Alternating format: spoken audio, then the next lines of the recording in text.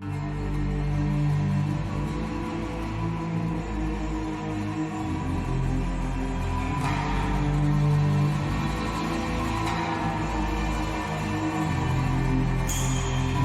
念だ。どうやらお前は気に入ってもらえなかったらしい。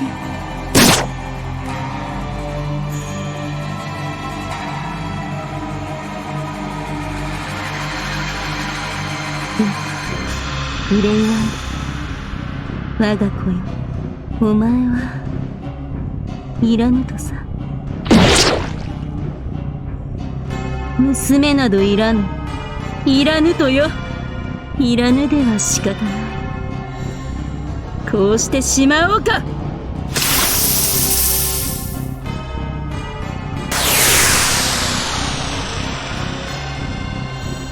これでよかろう、鍵焼き。いや、もう一人いるぞ。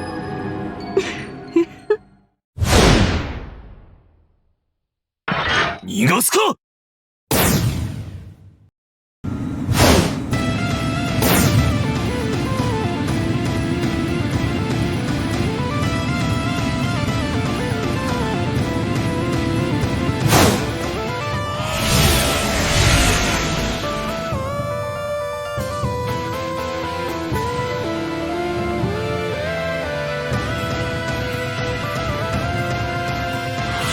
金星子、お前を切る。よいとも、鍵焼き。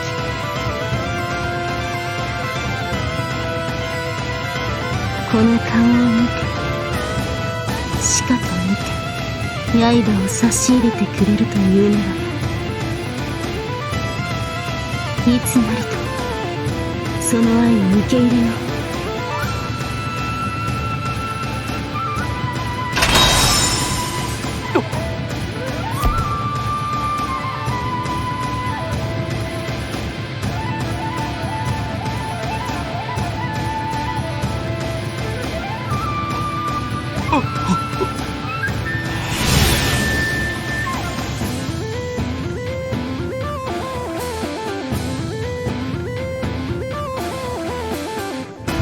吉野音流合戦霊法、月影が崩し、ボーリンダウンレイディンバ。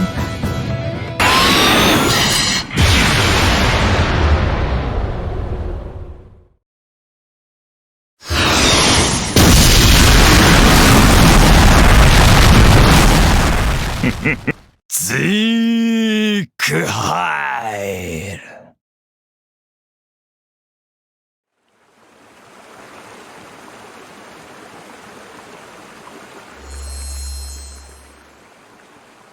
御堂、野立ちの断片、幅木よ。お、御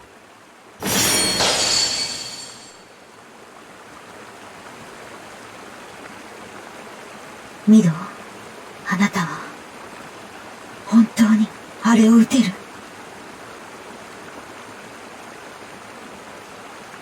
やら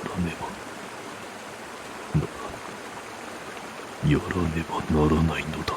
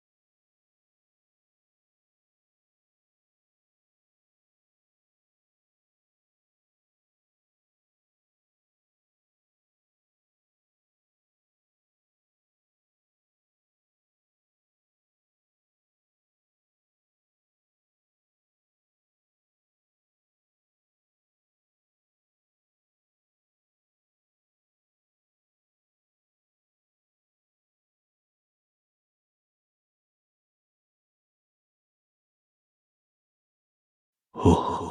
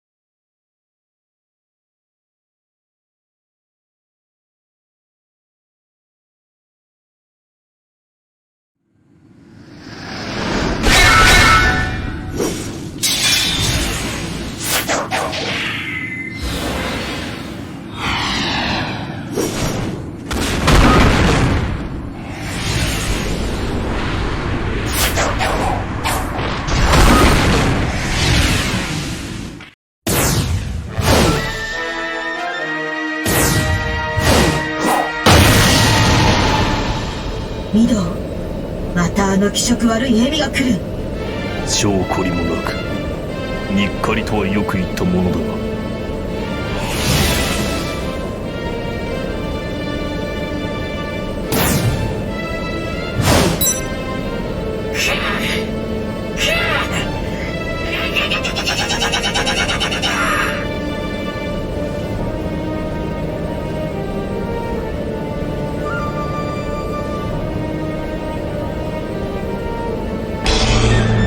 その手にはもう開いている。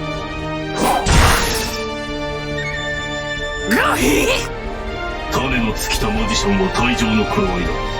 貴様が手にかけた人々のもとへさえ青江、いずれは俺もそこへ行く。恩衆はその時に受けたまわろう。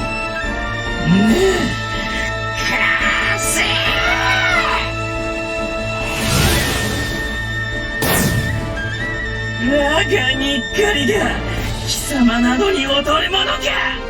貴様などに村正、陽光の名は貴様より我が剣にこそふさわしい。人の趣味はそれぞれだけど、まさかそんなものを欲しがられるとはね。でもくれては誰が青江貞次、それがお前に負けることを意味するなら、私は生前からお前のことをよく知ってる。私たちは同じ時代にいたのだものね。青江一門の面汚しい、幾人もの死手を惑わしそそのかし、女子供ばかりを狙って殺戮させた希代の打作。お前など見潰されて仏像にでもなってしまえ。吐いたな村正、剣に向かってそのセリフを許さん。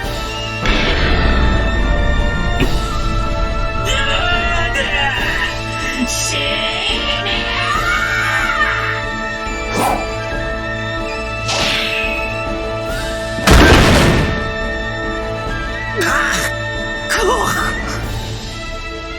開いたと言った。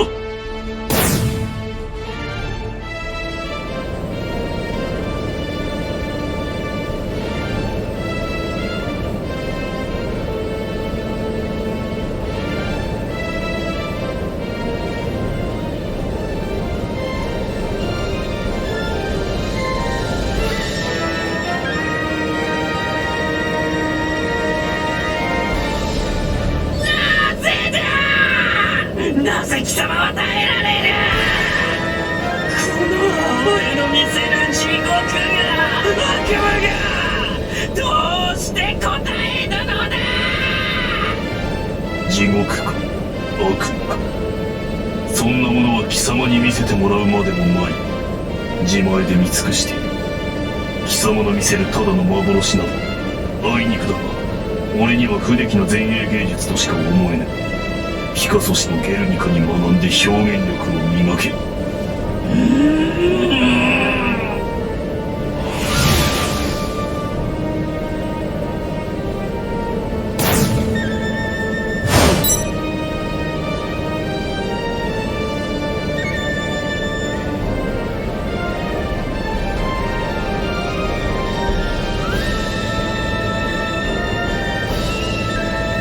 村正、罪で仕留める。この後に及んで暇を与え、負荷を許しては元も子もない。了解。見苦しい代物を始末してやりましょう。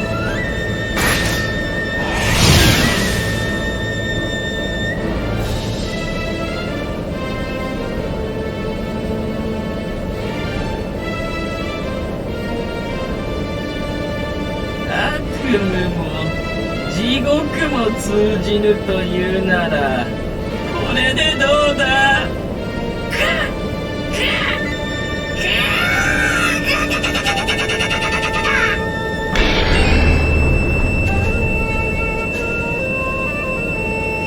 しつこいバカね。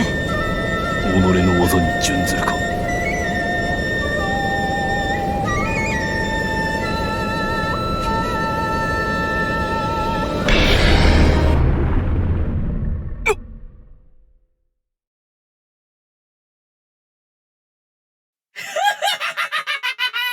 何が見えた？何が見えた？それは貴様の安らぎだ。地獄の冷たさには耐えられようと、その温かさには抗えまい。沈め！安らぎの夢に沈んでしまえ！ミド！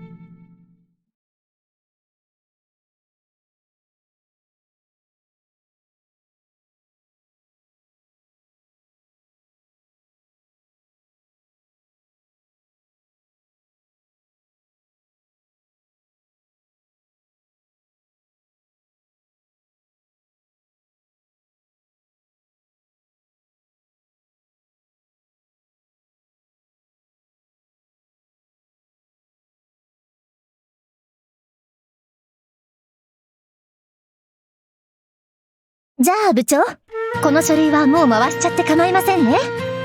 いいよ、よろしく。おい、港くん。はい。納品リストはできた？それならたった今。これです。確認お願いします。はいよ、どれどれ。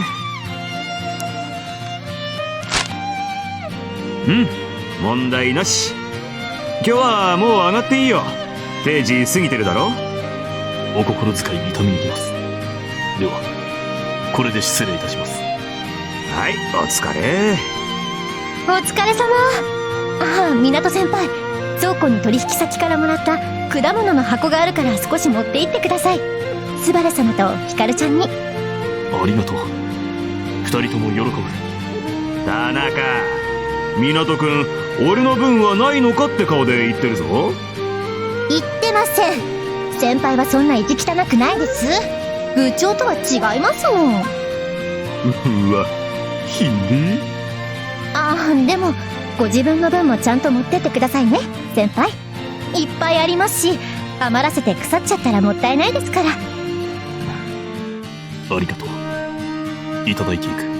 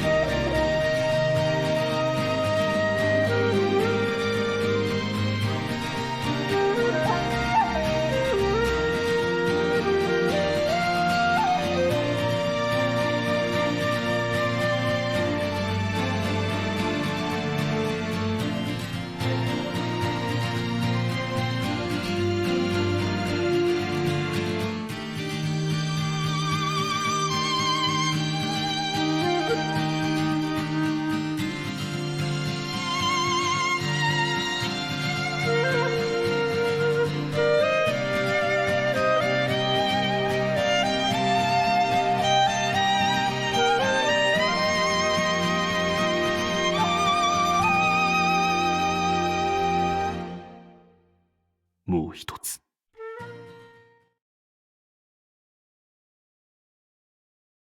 もしこれが去年の光景だったら。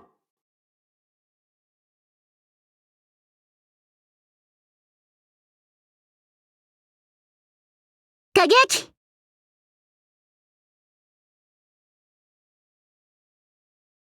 ヒカル、わざわざ迎えに来なくてもいいと言っているだろう。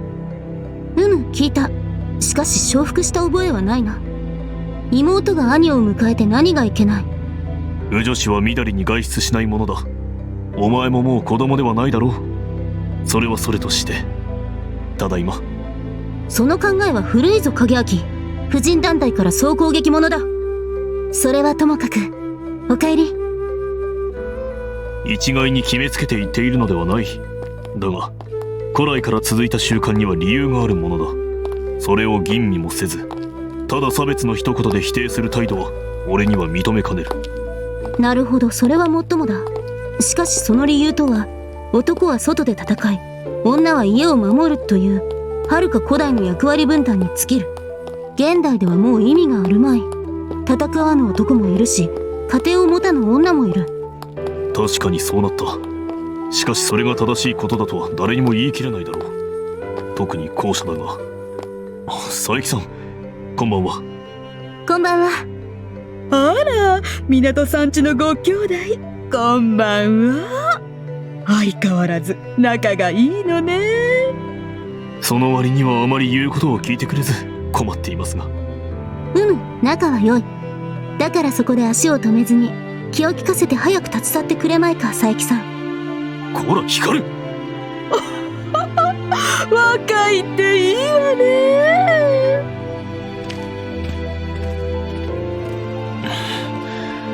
恥をかかせるんじゃない。ほんの軽口だ。佐伯さんには通じているさ。まったく、やはりお前には淑女になるための修行がいるな。いらぬいらぬ、そんなもの。光には必要ない。さっきのお前の弦を借りれば、光は家を守る太刀ではない。外に出て戦う方だ。武者修行の方がよほど性に合う。またそんなことを言う。お前は自分を知らんのだ。知っているとも。たった一つを除いてはな。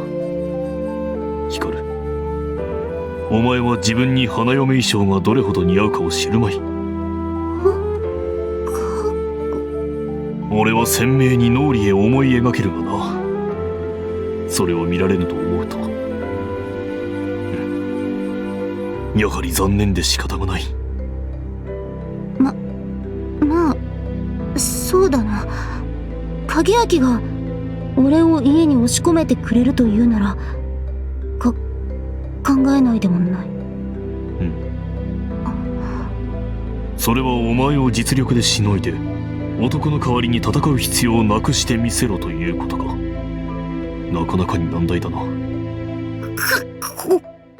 どうした光？まるで声にならない絶叫を発しているような顔だが。うるさい、もういい。てりゃこら、首にぶら下がるな。断る。歩けないだろうが。歩いてみせろ。そんなことで光に勝てるか。この格好でか。そうだ、買い物にも行くぞ。晩飯の材料が足りないのだ。降りろ。嫌だ。さあ行くぞ影明。まずは豆腐屋だ。続いて八百屋、酒屋、魚屋と回る。町内一周ではないか。明日には俺は町中の笑い者だ。はあ、それは大変だ。そうなっては嫁のなり手もおるまい。よし、絶対にこのまま行くぞ。勘弁しろというのに。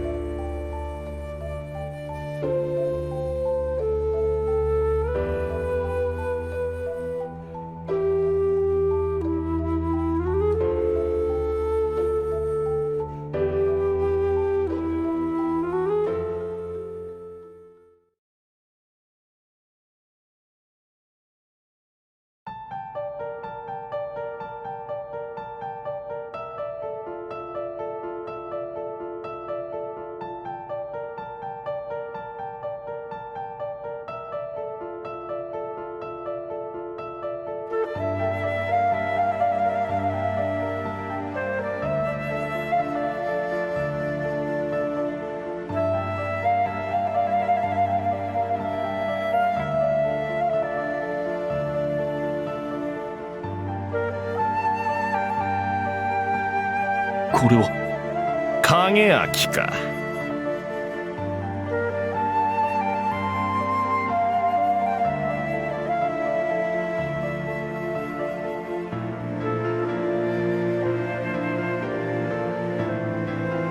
ご本家、おいでとは存じませず無礼をいたしました。よい、仕事帰りか。は少しスバルと話をしてきた。後であいつから聞いておけ。ではな、スバル、夜の会合までにわしの言ったことをよく考えておくのだぞ。はい。ご足労いただいてどうもでした、本家。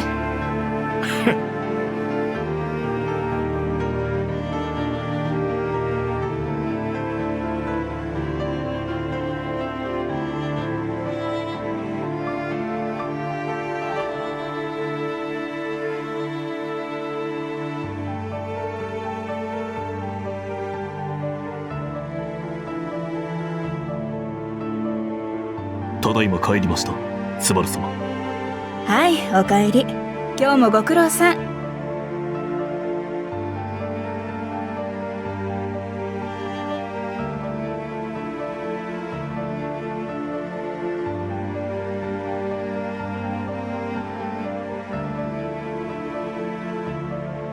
あまり面白くないお話でしたか？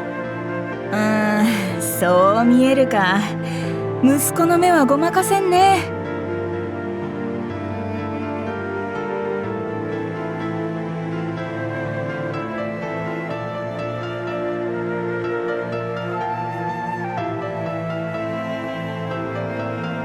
ありがとう。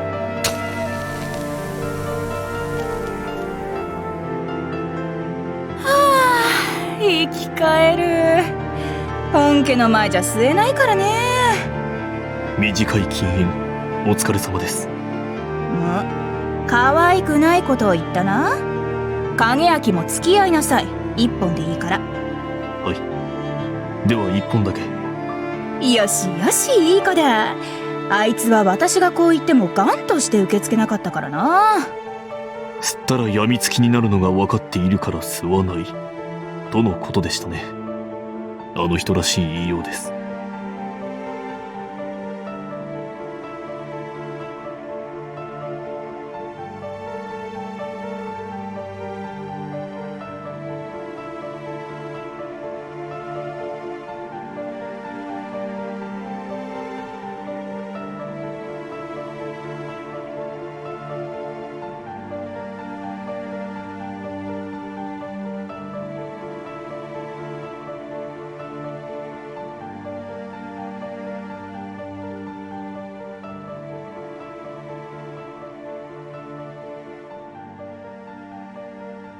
例の連中の件だったんだけどね。はい。本家はとにかくおせおせの一点張り。あんな奴らをのさばらせておいてはこの町の沽券に関わると、まあこうだ。町に沽券なんてあんのかね。まさかそれをご本家の前で。言っちゃった。いや、つい。その場にいなくてよかったと思います。まあ向こうももう慣れてるから別に血管切れるほど怒りはしなかったよ。雷は落ちたけどね。耳塞いで寝てたらそれもすぐ収まったし。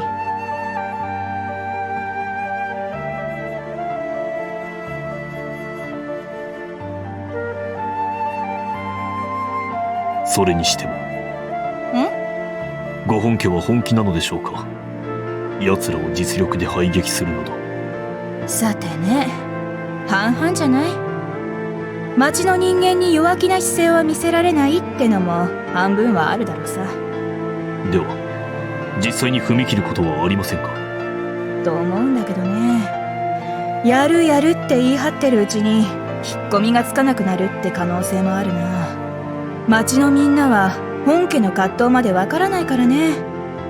本家の言葉はそのまんま受け止める習慣が身についちまってる。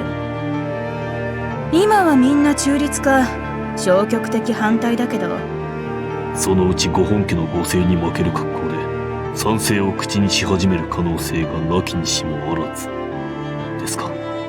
そうそう、そうなったらバカバカしいね。本当は誰も望んでないのに無謀な戦を始めなきゃならなくなる。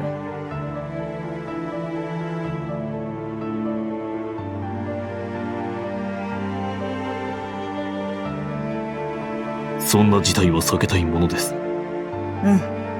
お母さん頑張るよ。まあ私が防波堤になってる間は町のみんなが転ぶこともないだろうさ。本家が怖いったって矢面に立たされなけりゃ知らんふりできるし。夜に会合があるとか。踏ん張りどころだね。雷が私以外のところへ飛び火しないようにうまくやんないと。自分に何かできることはないでしょうか。スバル様をお助けするために。そのセリフだけで母さん燃えるから大丈夫。まあとりあえずは力つけとこうか。飯にしようよ。風呂が沸いてるから汗を流しておいで。はい。ヒカルの食事は？眠ってるみたいだからね。起きるのを待とうか。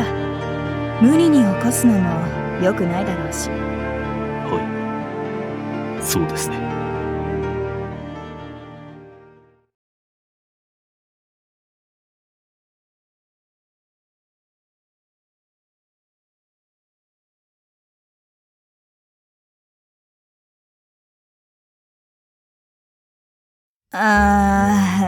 我が子たちよ。君らなんで箸を持ったままピクリともせず見つめ合っとんのかね。いえ。別に何でもありません、母上。どうかお気になさらず。すいません。すっごく気になります。気になって私までご飯食べられません。ご迷惑を。お前はどうしたの、影焼き。はあ、その光の視線が先ほどから。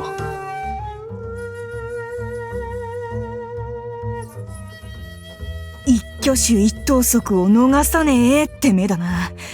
血を分けた娘ながら野獣にしか見えん。おーい、そこの花も恥じらうお年頃な少女、その暗黒陶器は一体何なんだよ。何でもないと言っているでしょう。構わずさっさと豚のように食らって牛のように寝てください。ますます食えないだろう。あー、もしかしてそういうことか。スバル様。いやね、今日久しぶりにこの子が料理を手伝って、母上、食卓での口はおしゃべりではなく食事のためにあるものです。無駄口は慎まれたがよろしい。影焼き、私の首ちょっとついてる。はい、無事です。さすがはスバル様。今の一撃をよくぞかわされました。往年の鋼巫女は未だ健在のご様子。そんな感心してなくていいから息子よ。もう少しこっちへ寄りなさい。そんでまたあの芝刈り機みたいな死闘が飛んできたら母を守るように。何度も避けられるか、あんなの。申し訳ありません。無理です。自分にはそもそも指先が見えませんでした。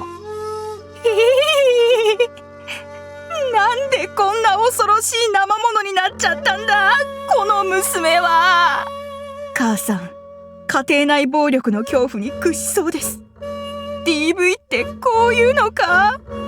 影明、二人きりの食卓だからといって変に気を使う必要はない。早く食べるといい。二人？あれ、私ハブられてる。二人だ。もし意もしない三人目がどうしても気になるのなら言え。質量保存の法則を無視してでもこの宇宙から完全に抹消してやろう。すみません、もう黙って食べます。私いませんから。母さんここにいませんから。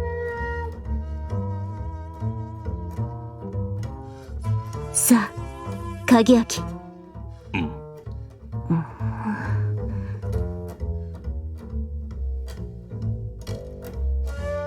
影明、迷い橋は行儀が悪いぞ。俺もやりたくてやっているわけではないのだが。何か取ろうとするたびに視線の十文字槍が突き刺さるからああなってんだろ。何やらうるさい虫けらがいるな。潰すか。母親に対する言葉じゃない。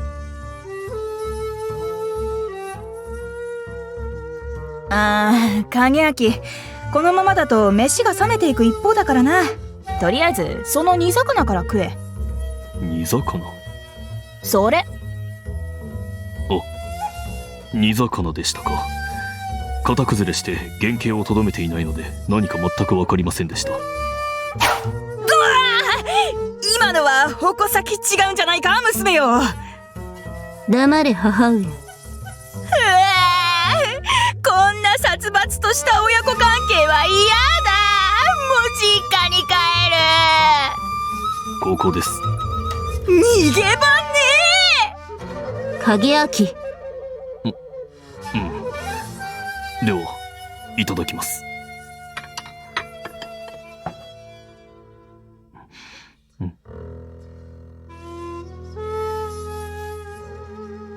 おや。見てくれは良くないが、この煮魚。うまい。いつもの味付けとは少し違うが、これはこれで、なかなか。そうか。本当か影明。無理するなよ。ダメそうだったら戻してもいいぞ。こんなこともあろうかと思って。ほら、母さんちゃんとオケをここに。スバル様はどこへ行かれた？手洗いではないか。気にしてやるな。今のドボーンという音は、あたかも豪快に吹っ飛ばされた人間が裏の沢へ落ちたかのような。カエルか何かだろう。さあ、気にせず食え。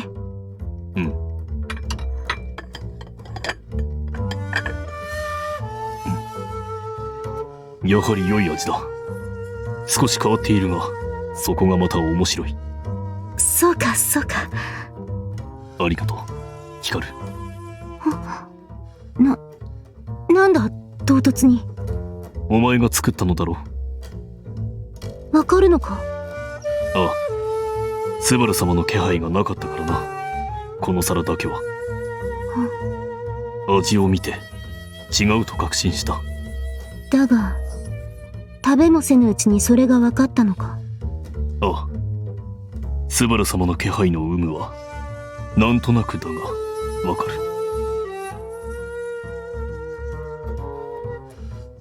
さて、早いところ食べ終えてしまおう。このままだと本当に冷める。ヒカル、お前も。ああ。どうした？いや、なんでもない。この味か。この味が影明の好みなのだな。そうだな。うるさいことを言えば、もう少し締まった味付けの方が好みだが。締まった味付け？難しいことを言う。詳しく教えてくれ。つまり。ふむふむ。子供たちよ、その和やかで幸福な団らんは母の尊い犠牲の上に成り立ってることを忘れるんじゃないぞ。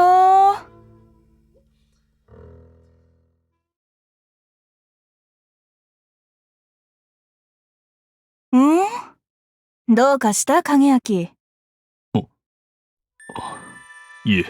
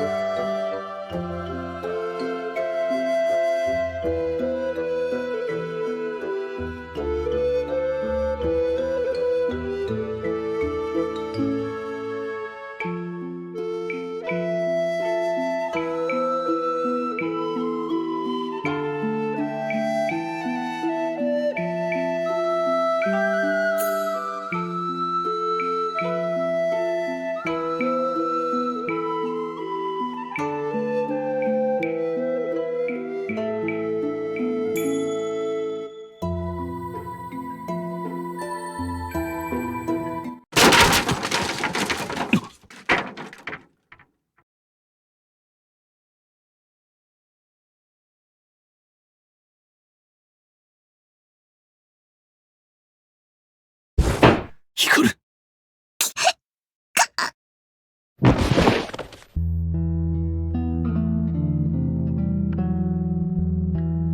ヒカル、ダメだ。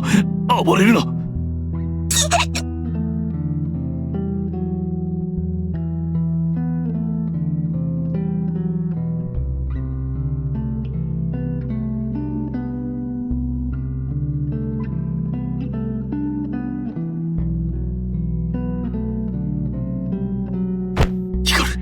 ダメだ。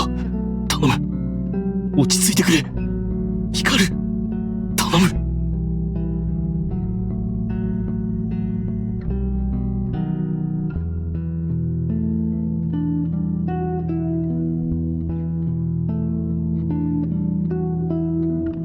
ヒカル、おとなしくするんだ。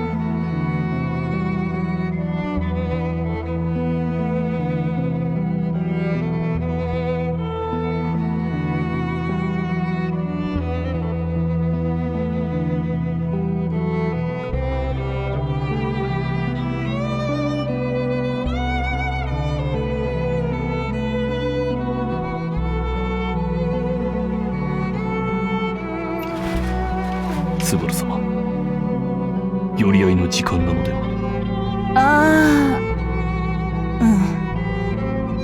またにしてもらうか。今日でなくちゃいけないわけでもなかろうしね。いえ、この状態になればあとは自分一人で手が足ります。スバル様はどうぞ介護へ。あちらとて急ぎの問題のはずです。そうか。やれやれだ。すまないね、影焼。じゃあ頼むよ。はい。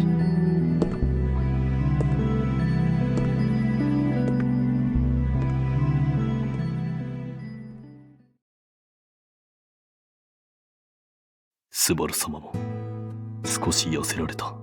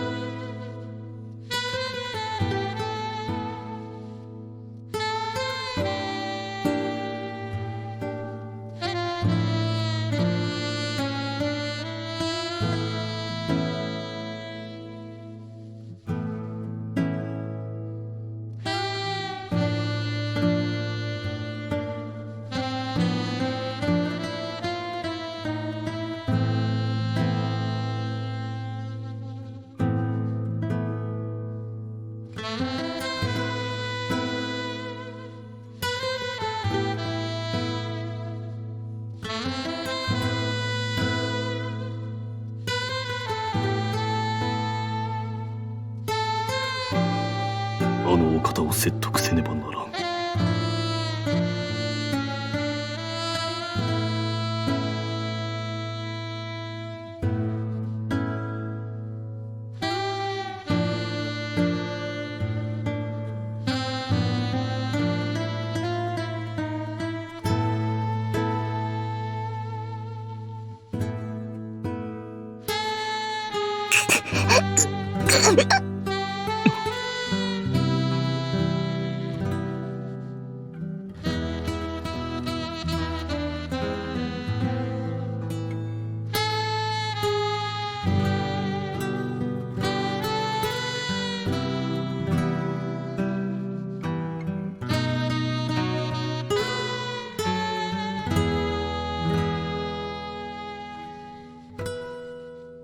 光る。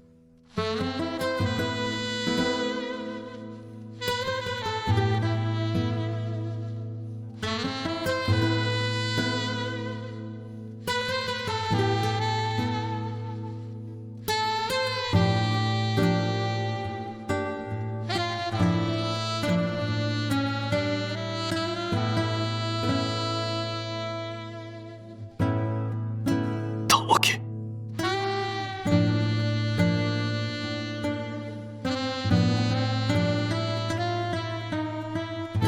帰りにあちらへ寄ってまたお願いしよう。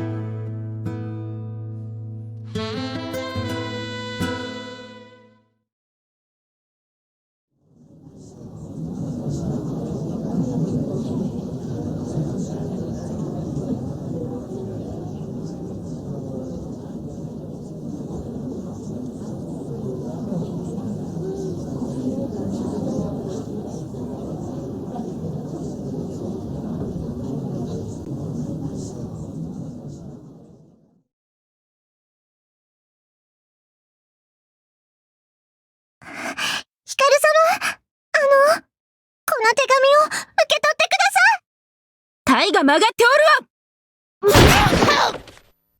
今のは知らん。この光を冥府魔道に引き込もうと図る邪教の輩であろう。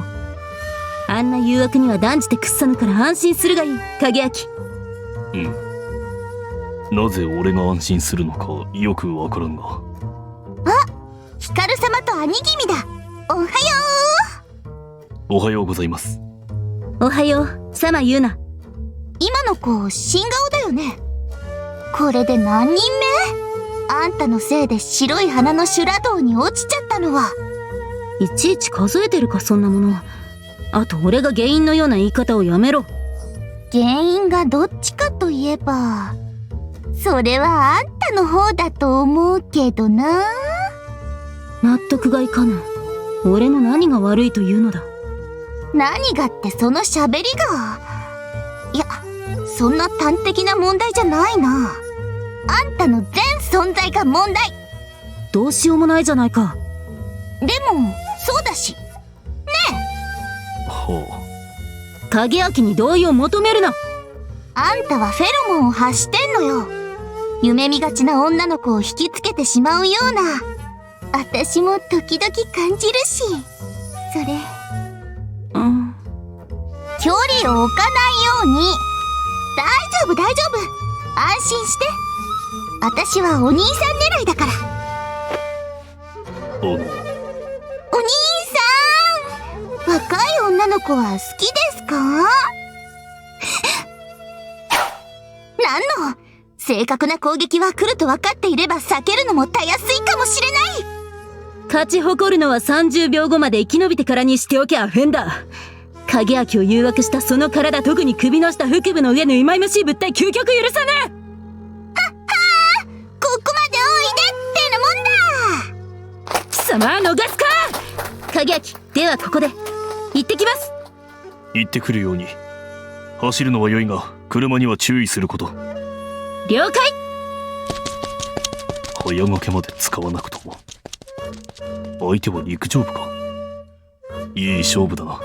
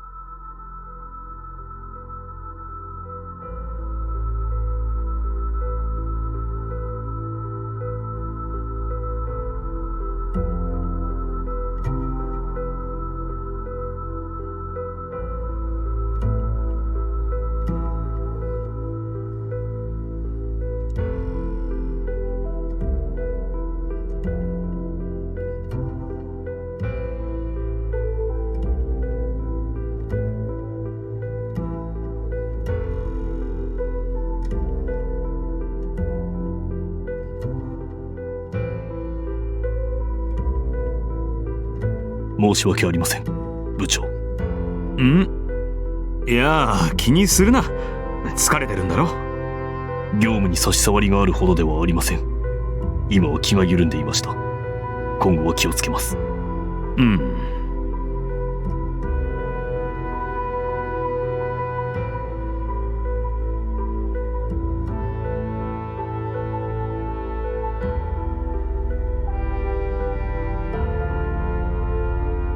先輩、お茶どうぞ。すまない。いただく。そんなに気張らなくても大丈夫ですよ。今は忙しい時期でもないですし。ふふふん。私なんて今日で3日連続遅刻です。記録更新なのですよ。お前はもう少し気張れ。あと減給。そんな。今月は待ちに待った劇団超感染の新作公演があるのに。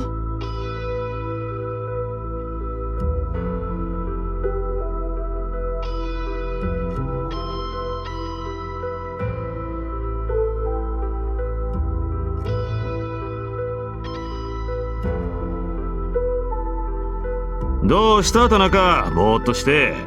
そのうち給料がゼロになるぞ、そんなことしてると。部長、あいつらです。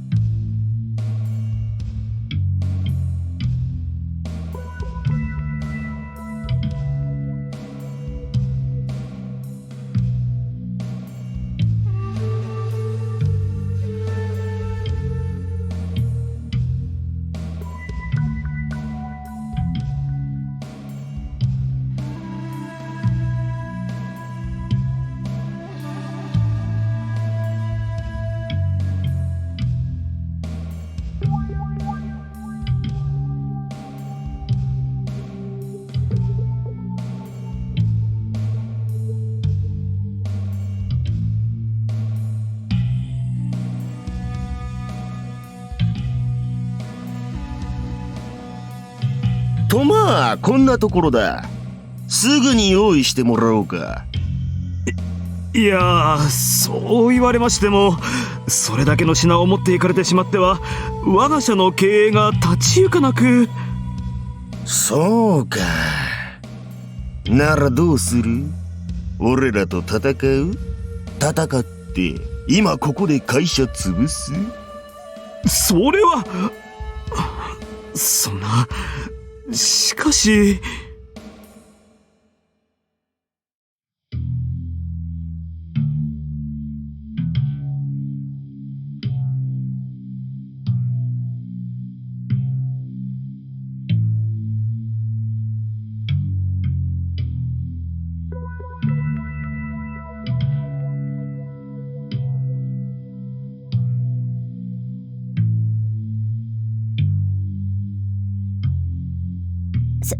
先輩、どうなっちゃうんでしょう。どうにもならない。いや、相応の物資は供出せねばなるまいが。でも、なんかとんでもない要求をされてるみたいですけど。このままだと給料どころか失職のピンチに。従業員の一斉賃金カットは覚悟しておいた方が良さそうだが、その程度で収まるだろう。あれはヤクザの手口だ。彼らは町の経済に寄生している。経済が破壊されるほどの打撃を町に与えれば、彼ら自身の身体が極まる理屈だ。過大な要求をしているのは、この後で提示する本当の要求を無抵抗に受諾させるための布石に過ぎない。そろそろ譲歩するだろう。そうでしょうか。過去の例から見てもほぼ間違いない。彼らは無軌道な暴力集団ではなく、理性的に統率された組織だ。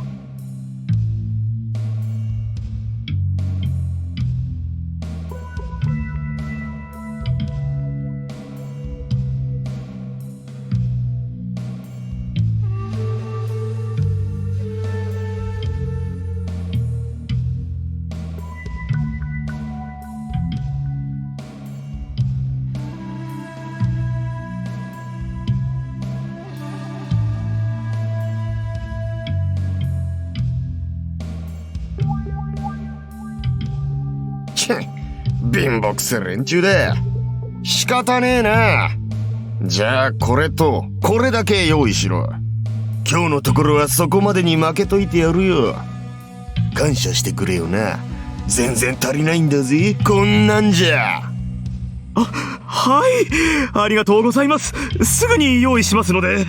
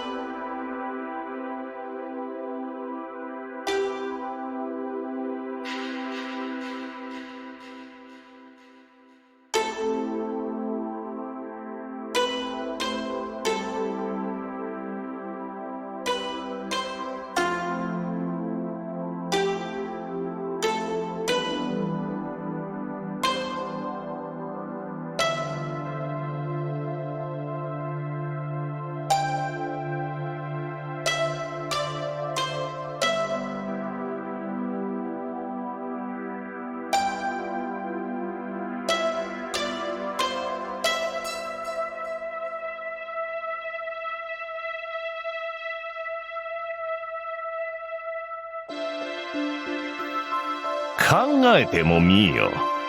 奴らは正規兵崩れではあろうが、数は100にも届かぬ。町の男どもが集い不意を襲えば勝てぬ道理などあろうかよ。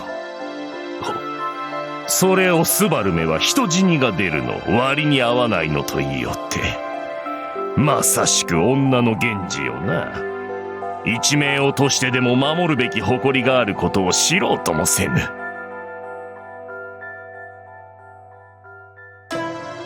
影明、貴様もそうは思わんか。自分ごときには何とも。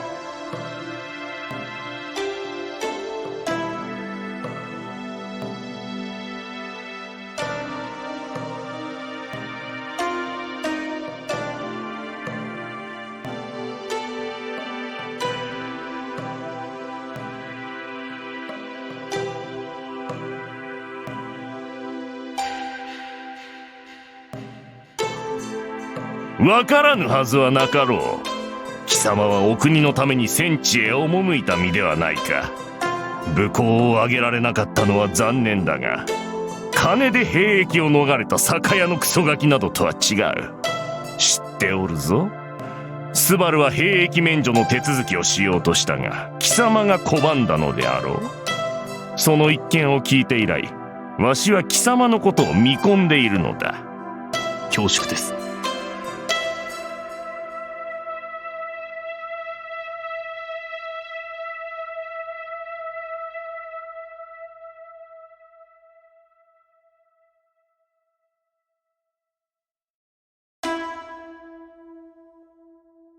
貴様を養子に取った秋高にも、見る目くらいはあったのだろうな。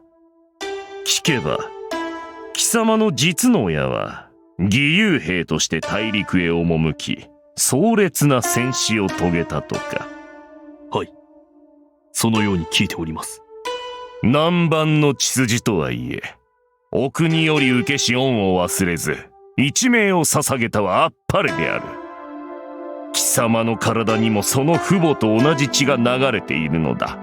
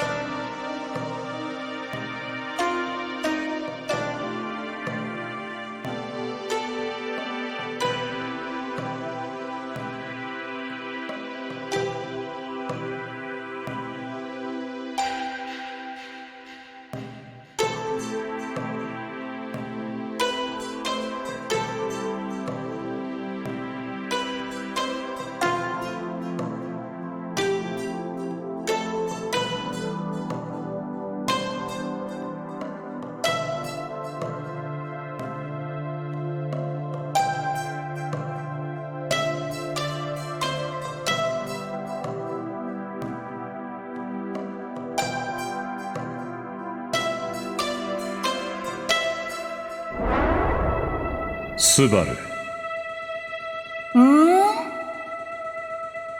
どうしたのその子。いや、なんというかだな。突然ですまないんだが、この子をうちの養子にしようと思う。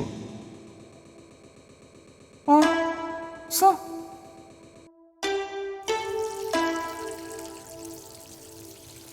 じゃあ昼飯3人分作らないとな。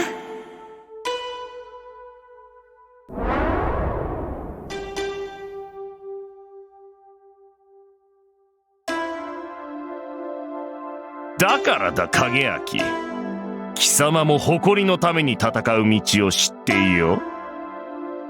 はっ。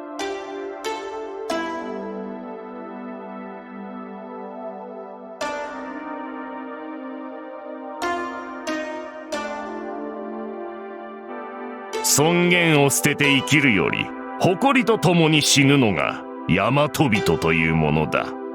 それをあのスバルめは。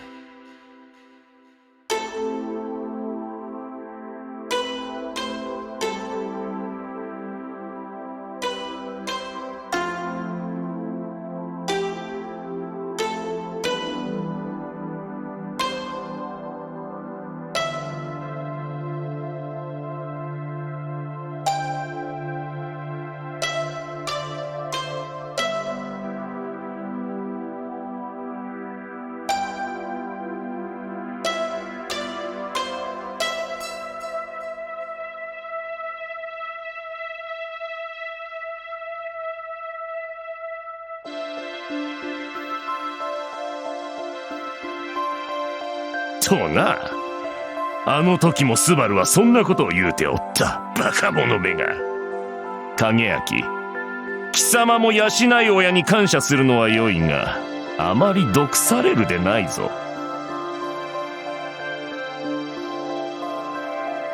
キャツの娘光は見どころがあったがな。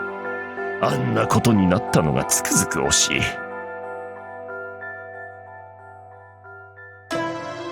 万事が滞りなく運んでおれば、今頃は光が港家の長となっておったに。まったく何たることか。はい。本来なら今年1月に神上げの儀が執り行われ、光は港家43代の座を襲っておりました。ご本家の苦衷お察しいたします。おお、神上げの儀と港の相続さえ済めば、わしの片付けねばならぬ大事はあと光の婚礼が残るのみであったわ。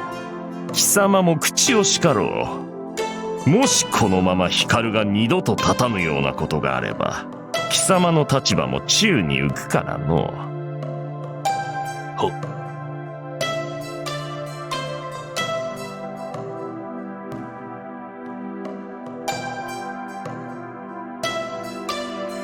しかし全てはこの身の深くから、自分が注意を怠ったばかりにこのような始末に至りました。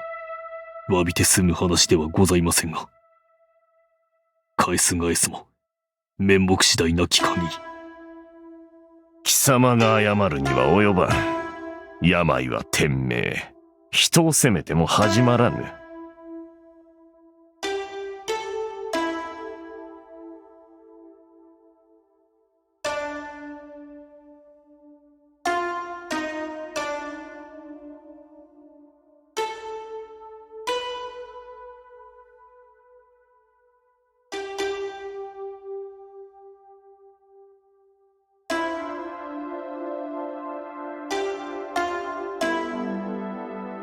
昨晩にも発作がありました。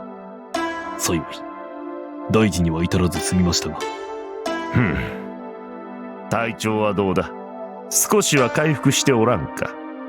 残念ながら神上げの儀は年内に済ませねばならぬ。さもなくば家宝に背く。港のカンナギの継承を規定の年齢において行わざるは、古来より厳に戒められるところだ。これに違えばお家の命運に陰りが差そう。かし今はとてものことに。起き上がれずともよい。半日の儀式の間静かにしておれるなら、あとはどうにか。それが叶う状態ではないのです、ご本家。いつ何時発作に見舞われるとも知れず。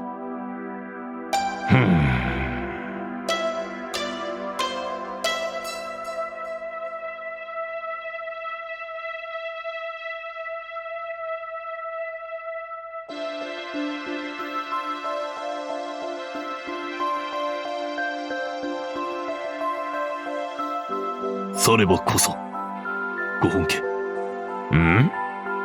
欧州では鉱毒病の研究も進んでおり、中でもベルリンのメンゲレ博士は第一人者と聞き及びます。いかがでしょう、ご本家のお力で博士をお招きいただくわけには参りませんか。またその話か。港の猜疑を司るカンナギの身柄を他国者の医師などに預けるわけにはいかぬ。何度もそう言うておろうが。承っております。しかしもはや医師ならば手配する。先日のものは役に立たなんだようだが、次は熊本の大学の赤池教授ならば先日書簡をいただきました。自分の手には負えぬと。メンゲレ博士をご紹介くださったのはかの教授です。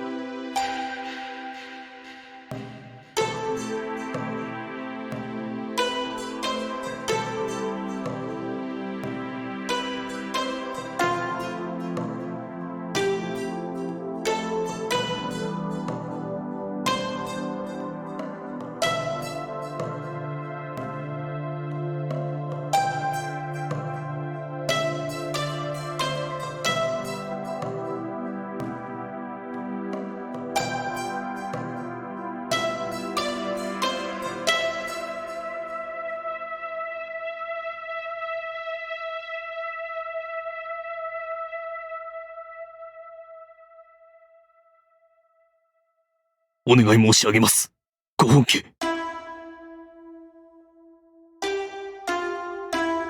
何卒光のため、港家のため、お許しをいただきたい。何卒。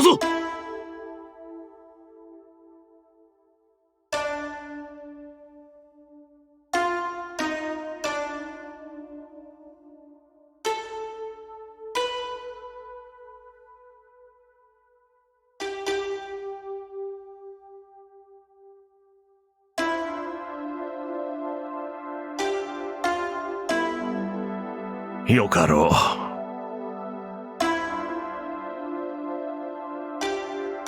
う。ヤマトに人なしとあっては致し方ない。ベルリンの医者とやらを呼んでくれよ。ご本家。だがな、影焼。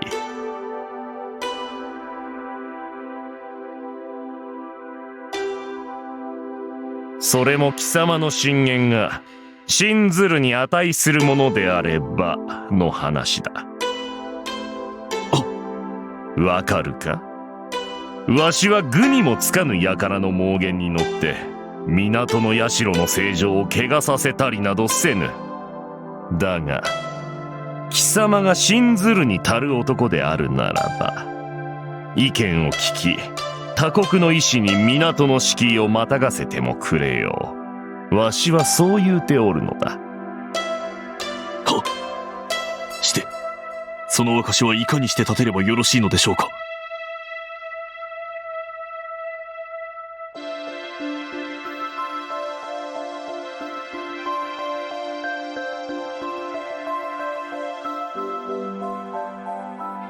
山賊どもを片付けよ。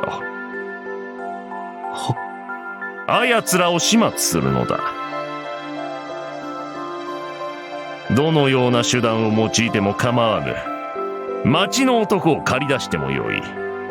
影明、貴様の手腕であの飢えた野犬どもをわしの膝元から駆逐してみせよ。成し遂げた暁には貴様を認めてやろうぞ。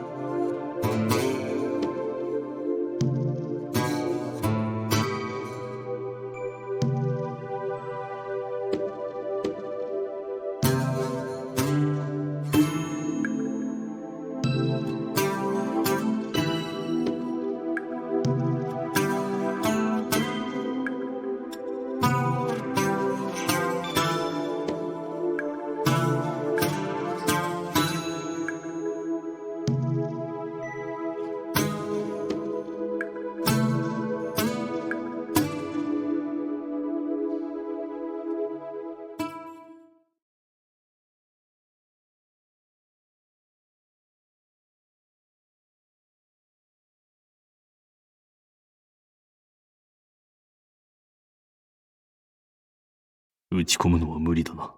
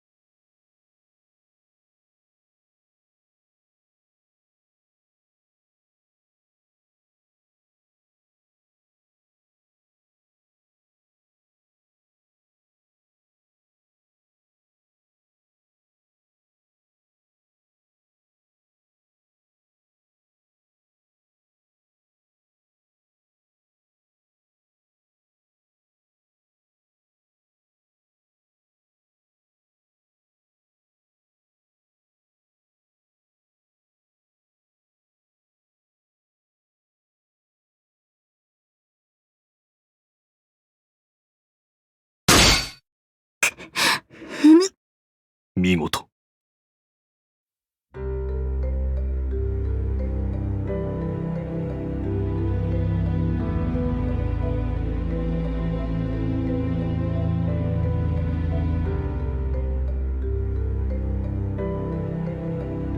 また折れ飛ぶだろうと思っていたが、無名の割に名刀だ。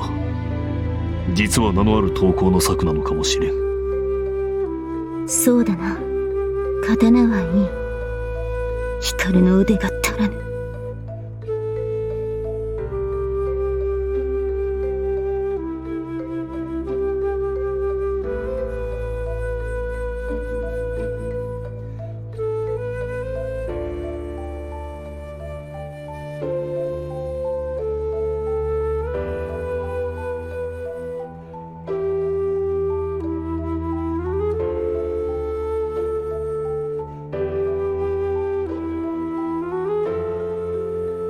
それがあだか。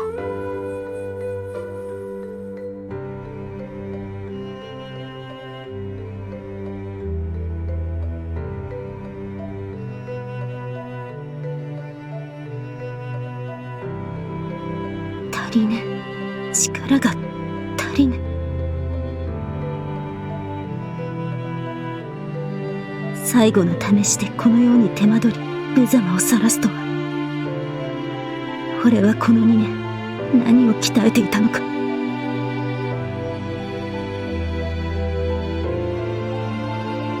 どうも慢心していたようだ。すまない影明。謝る必要などない。俺もお前と同じように、いやそれ以上にこの最後の試しには手こずった。あの時ダメにしてしまった刀が総額でいくらになるのか父に聞くのが怖いな。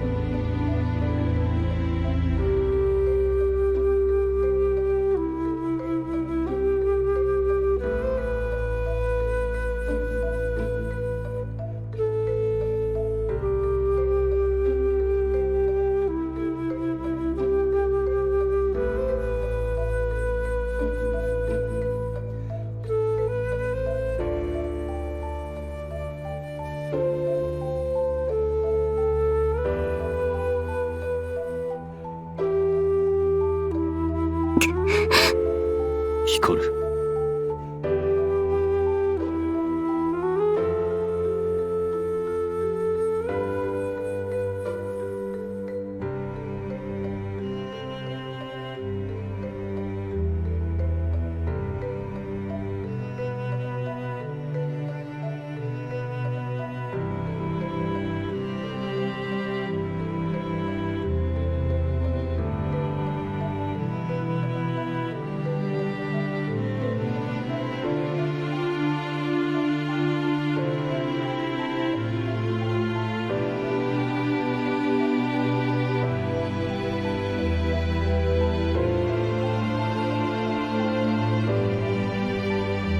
あまり思い詰めるな。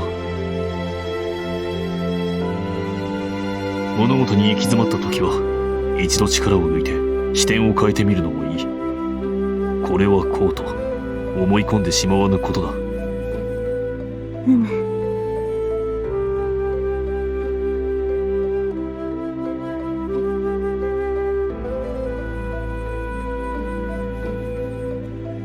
父の言葉を借りて言えば、刀は硬いのみならずだ。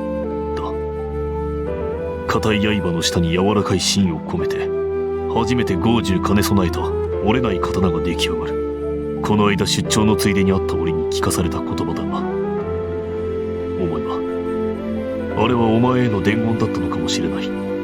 父か。ああ、光はまだ会ったことがなかったな。うん。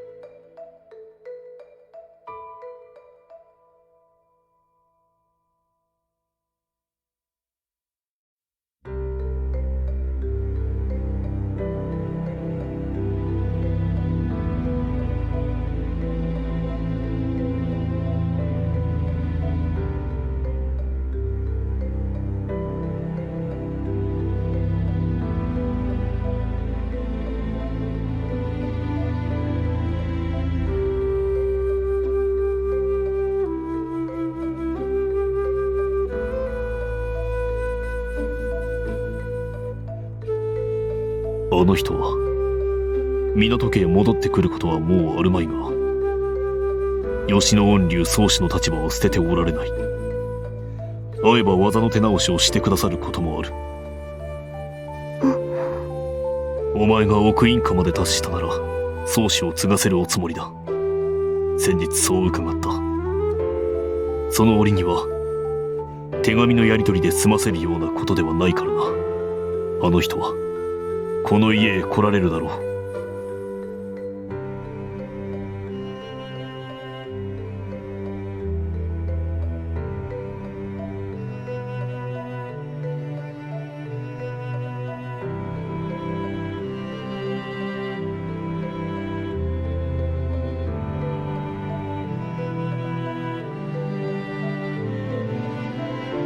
影明。光は父に会えるであろうか。あ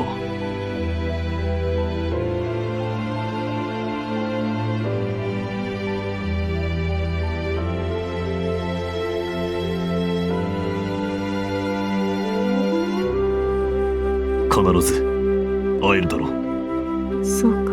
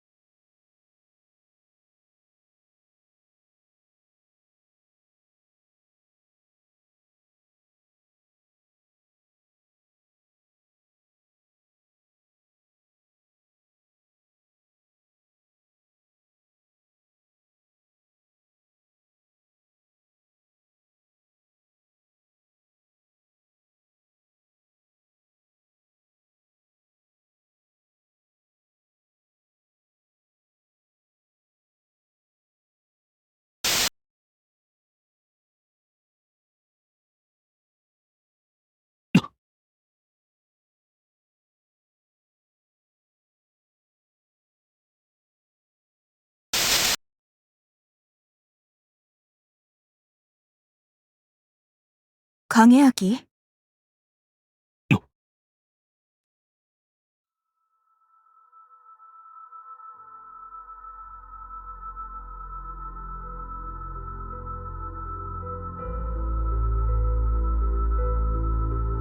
申し訳ありません。稽古をしていたのですが、少し考えることがあって没頭しておりました。そうか。まあほどほどにしときなさい。はい、ご心配をおかけしました。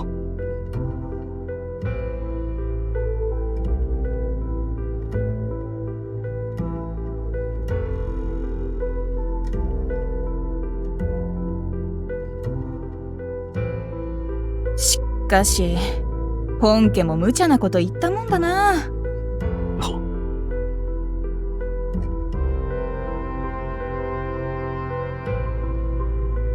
お前の頼みを体よく蹴ったつもりか、私への当てつけか、単なるものの弾みか。何にしろまともな考えじゃないな。一人で山賊をどうにかしろなんてさ。ご本家からは町の人々に協力を仰いでも良いと言われてはいます。お前がそうしないことくらい向こうだって分かってるよ。付き合いは長いんだから。分かってて言ったんだ、あのじじいめ。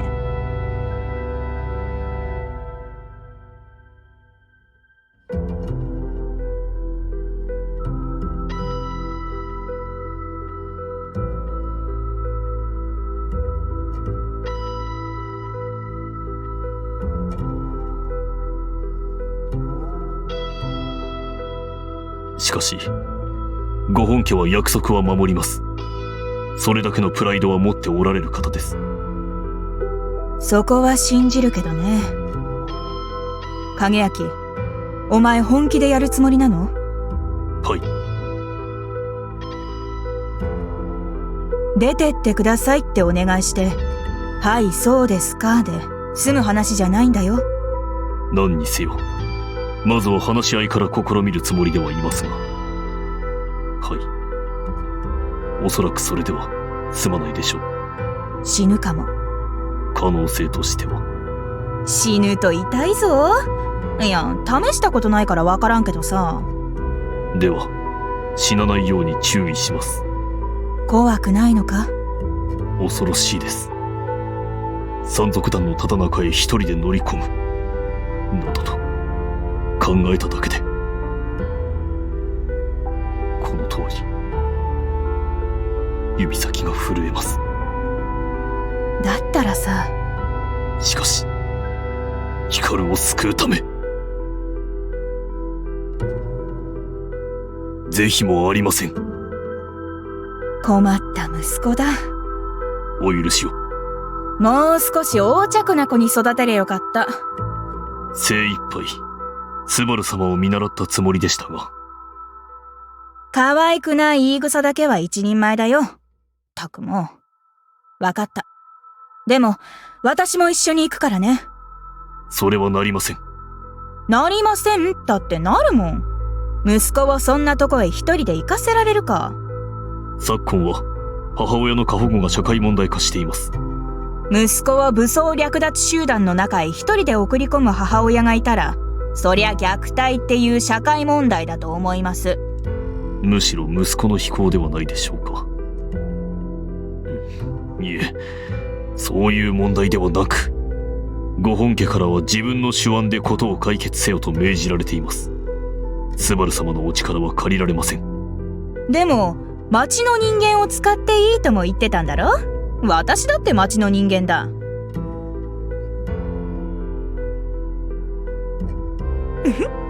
不器用な息子め。口で母に勝とうなど10年早い。ご本家は町の人間とは言っておりません。町の男と言っておりました。お諦めください、スバル様。10秒経ってね。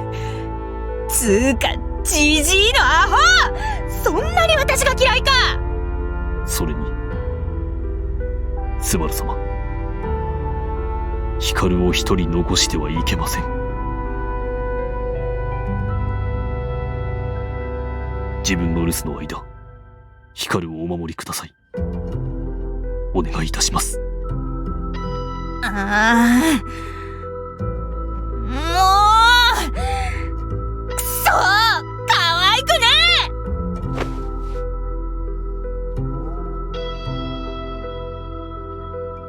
え。ろくでもない息子だ。母親の言うことを聞きゃしない。申し訳ありません。お前みたいな子供は大嫌いだ。愛しております、スバル様。バカったれ。いいか、親不孝。一個だけ私の言う通りにしなさい。はい。無事に帰ってくること。最大限の努力を払います。空気読め。そんな言葉を聞きたがってると思うか？必ず帰ります、スバル様。よろしい。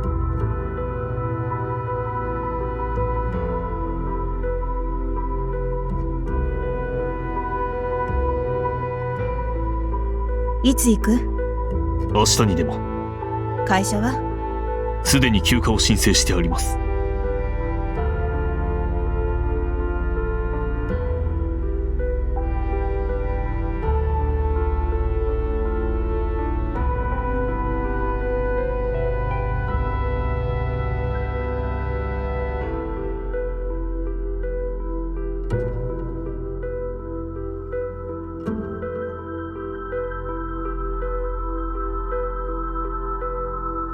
策の一つくらいはあるんだろうね。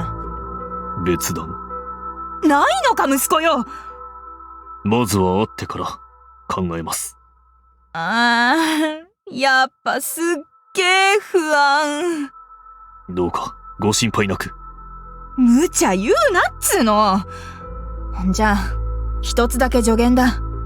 こいつは母親じゃなくて武の道の先達としてなんて大行に構えて言うとむやみやたら恥ずかしいけど。はっ、承ります。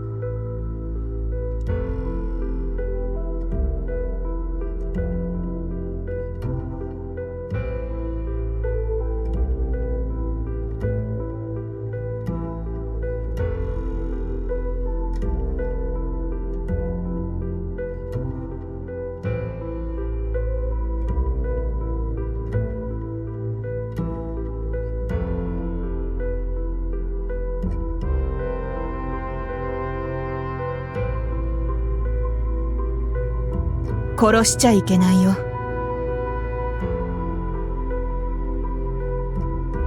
誰も一人も殺しちゃダメだ。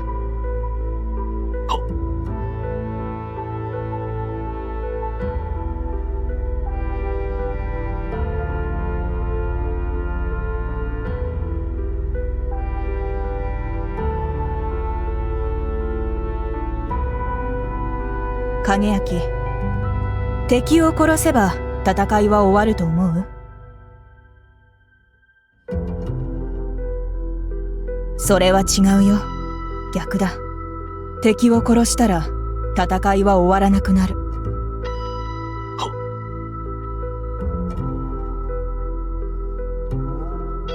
もしもお前が死んだら、私はお前を死なせた奴を全員殺す。一人も許さない。絶対に。お前が誰かを殺したらさ、その人の身内が同じように誓うかもしれないんだよ。そうなったらそいつも殺す？そうしたら今度はそいつの兄弟かなんかが復讐に来るかもしれないね。終わらないだろ？はい。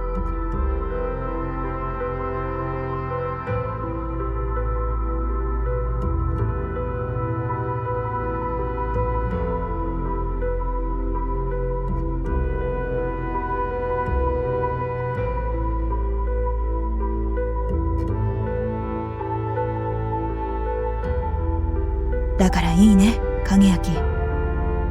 どうするにしろ、誰も死なせないように、お前自身も含めてだよ。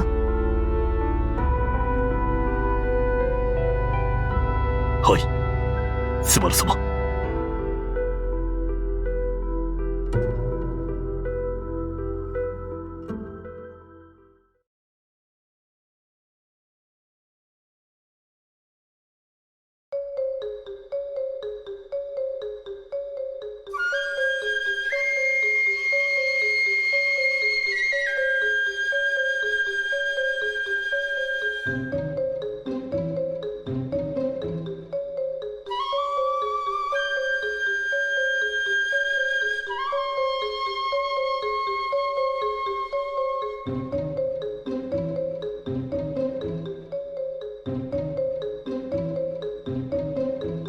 止まれ。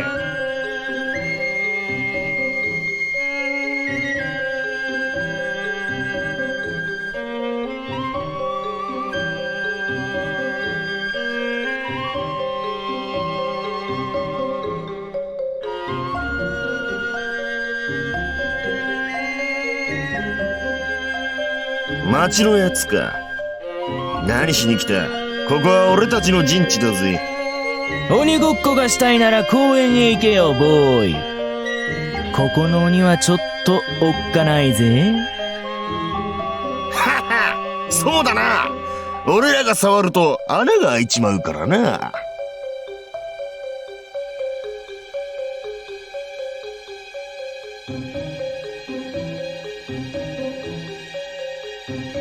銃は反則です。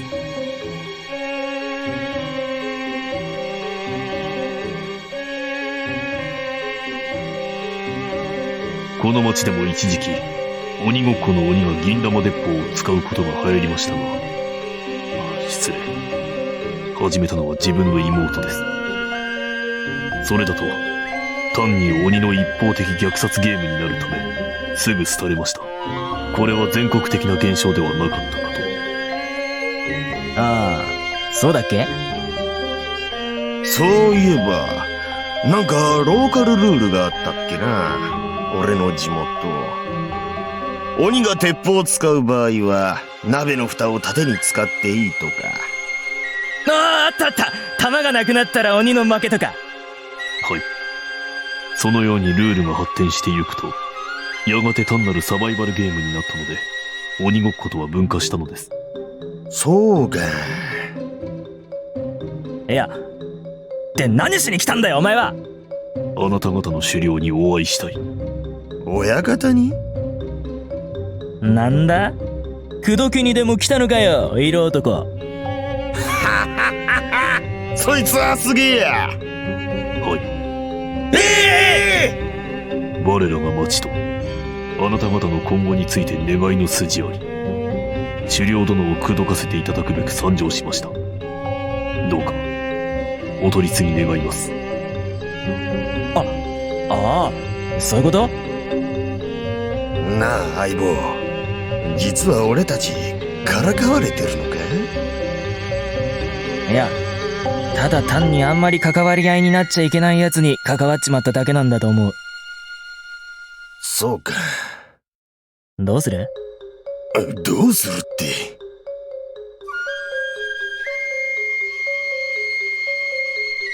この男を追い払うより、親方に合わせてやった方が早い気がする。なんとなく。俺もだ。連れてくか。武器も持ってないみたいだしさ。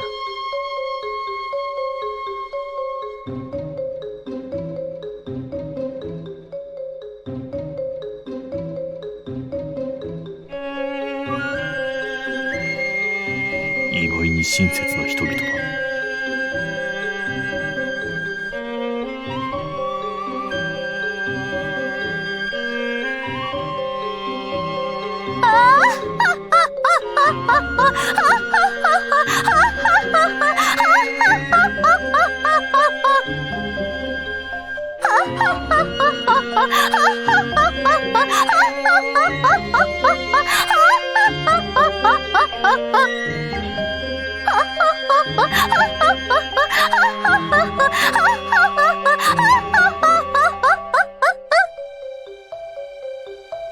却下よ。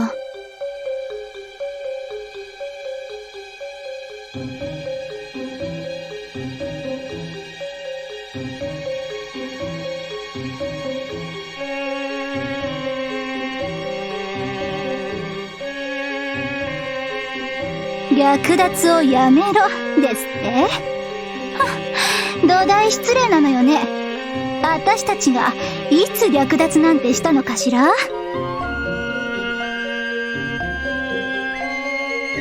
カズマ、あなたには覚えがあって。昨日やったじゃん姉さん。あれは略奪じゃないの。退却に基づく軍事行動のため市民の任意で武士を供出させたのよ。ごめんなさい姉さん。では、そういうことでも結構です。しかし、町の任意にも限界があります。このままでは。いえ、すでに現在、町の生活環境は深刻な打撃を受けている状況です。あら、そう。ご勘定をいただくわけには参りませんか。よくってよ。じゃあ今後は予定より少し減らしてあげましょう。予定とは。それは軍機よ。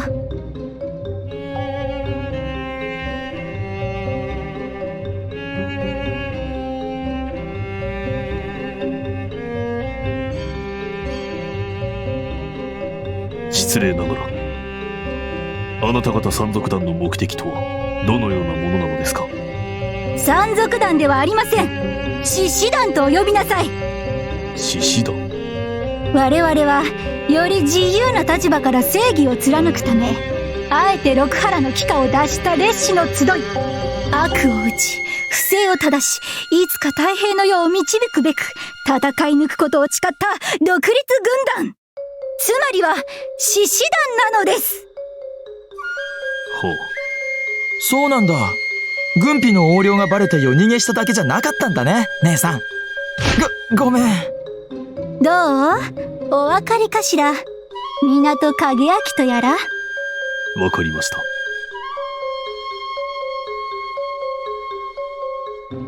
略奪をやめる気はない。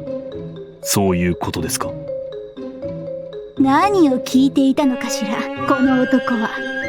略奪なんかしていないというのに。まったく、低能な平民の相手をするのは大変ね。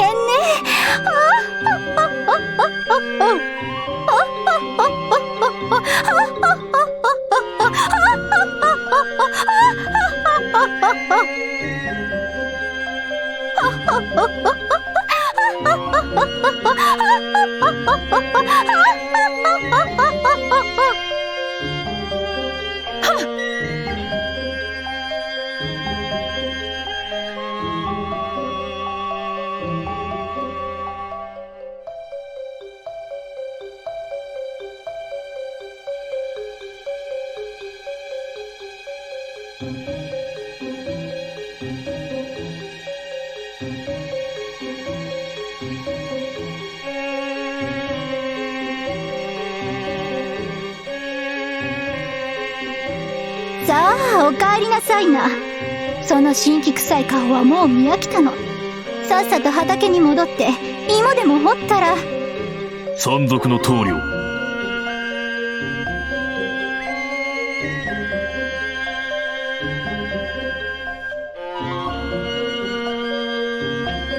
あんたに勝負を申し込む。はあ？何なの突然。まさか逃げないだろうな。いや、もしもし、一人で話を進めないでよ。あんたは女だが武人の端くれのはずだ。もともと軍隊にいて、これだけの部下を抱えていたならもちろんそうだろう。ちょっと。ああ、けれど、あんたは世襲で親の身分を継いだ口か。親方とか呼ばれていたしな。しかし、血筋だけのお飾りってこともあるまい。あのクルスは伊達ではないんだろ。昨今は武家に生まれたのに剣を借れず、床の間に飾っておくだけなんて武者もどきも多いらしいが、あんたは違うんだろうな。でなければ山賊に身を落としてなお親分のままでいるのは難しいだろう。よほど虚勢の張り方がうまいなら別だが。ああ、山賊ではないんだったか。失礼。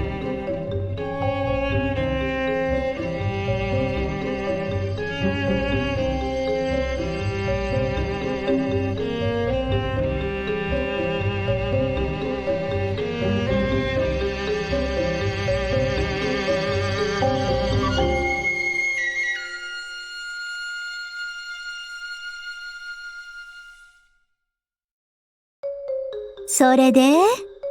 だから、勝負だよ。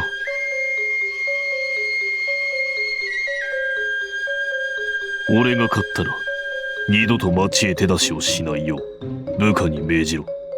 私が勝ったら？はあ、そうだな。俺のことは好きにしてくれていい。そう聞いたわね、お前たち。聞いたよ姉さん。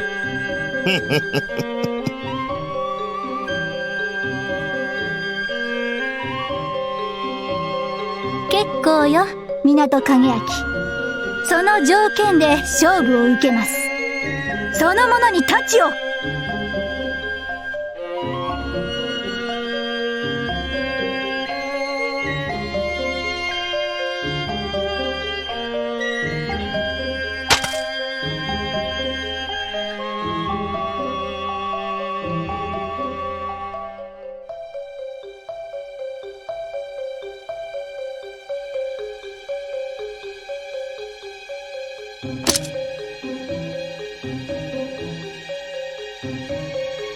あら、勇ましい。強敵ね。今さら取り消しはなしにしてもらおう。姉さん気をつけて。ご舎弟大変だ。親方がやられたらあなたが仇討ちするんですぜ。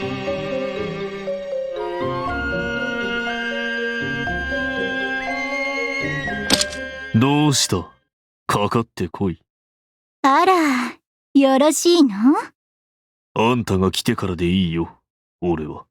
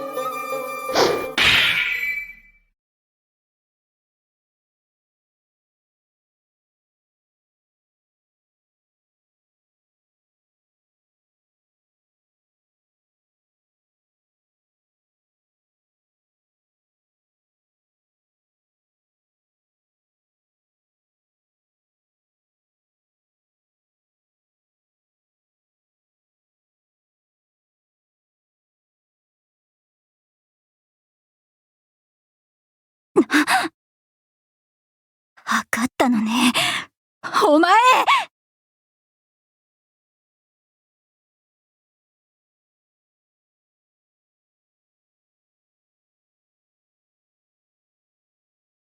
それでも約束は約束です。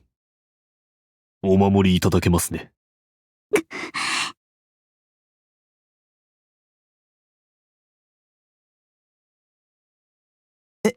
何？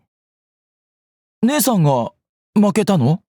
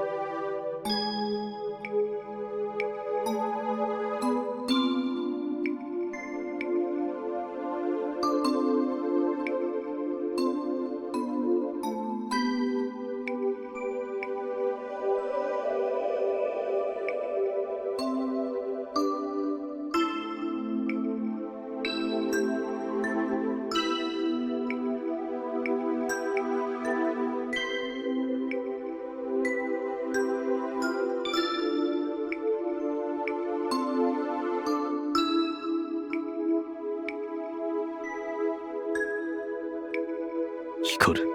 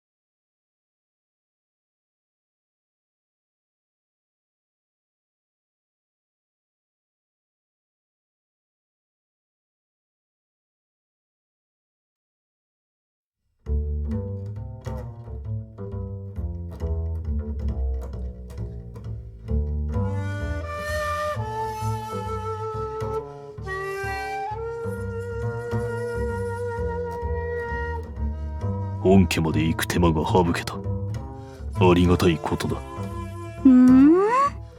そこの平民、何か言ったかしら？別に。あなたには全く関わりないことだ。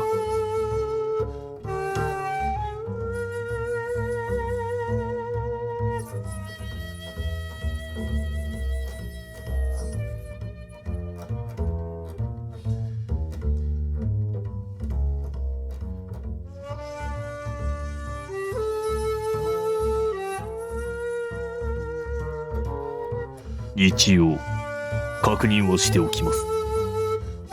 昨日の約束は覚えておいでか？もちろんです。侍に二言なし。あの約定はきちんと守っていますとも。守っている。ではこのありさまは何事か？約束は町に手出しをしないよう部下たちに命令するでしょ。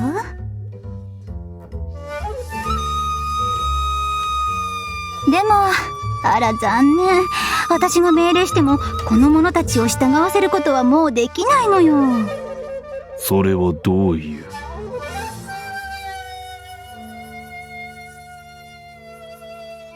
カズマ。はーい姉さん。つい今朝方、我が一ヶ丘の家督をこのカズマに譲っちゃいましたの。今の私は隠居の身。お分かりかしら？私がやめろと命じても、兵にとってはカズマの命令の方が大事。カズマがやれと言ったらやるしかないのよね。そういうわけだ、若いの。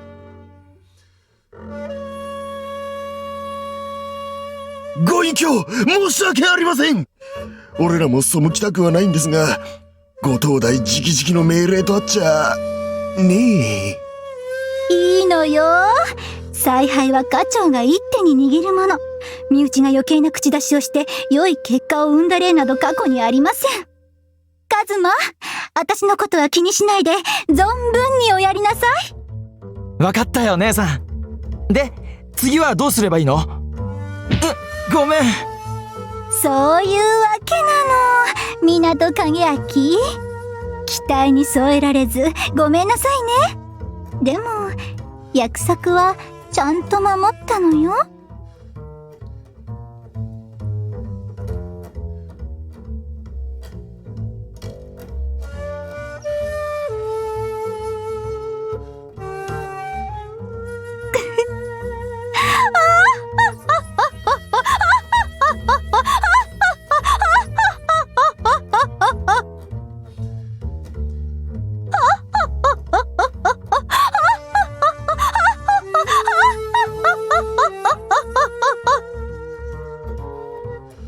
昨日の田村グランプリ聞いた？聞いた。ちょっと音の入りが悪かったけど、どうもサンダーボルトっていう新型機が近々。そこ緊張感みなぎる局面でラジオの話とかしない。だって笑ってる時間長えんだもん。待ってる間暇なんだよな、いつも。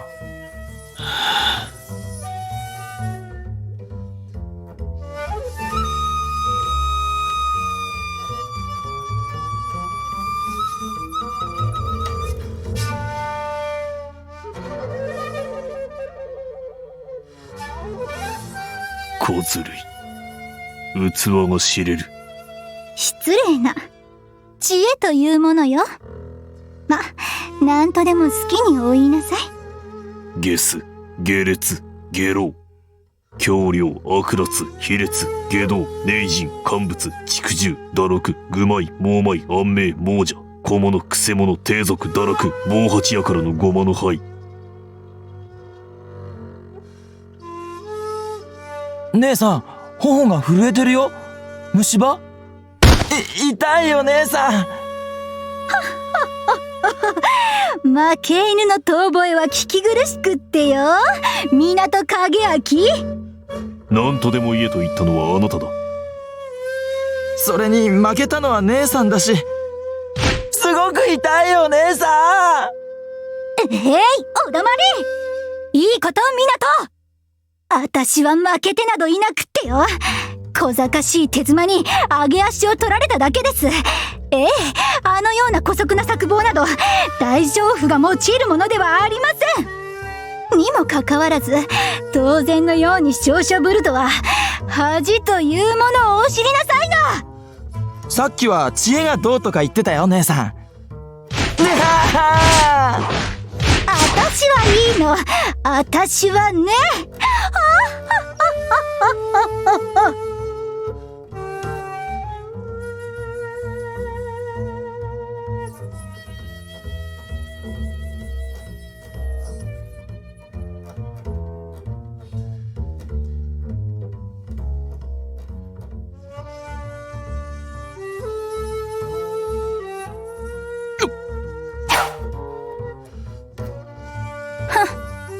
やっぱり多少はできるようね。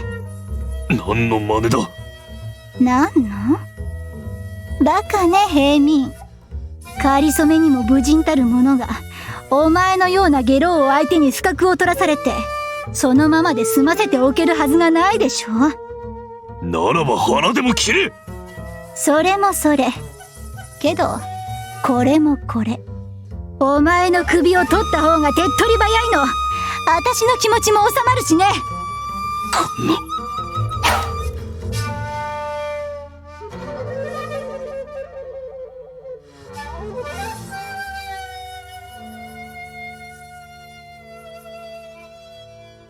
お待ちなさい。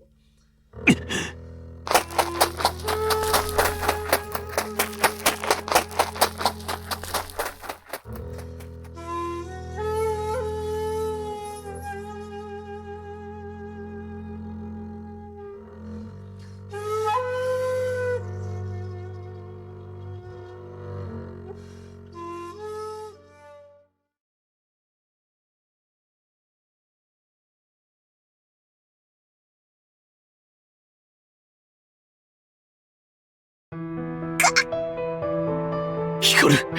落ち着け。落ち着いてくれ。光る。やめろ。やめてくれ。お前が食われる。光る。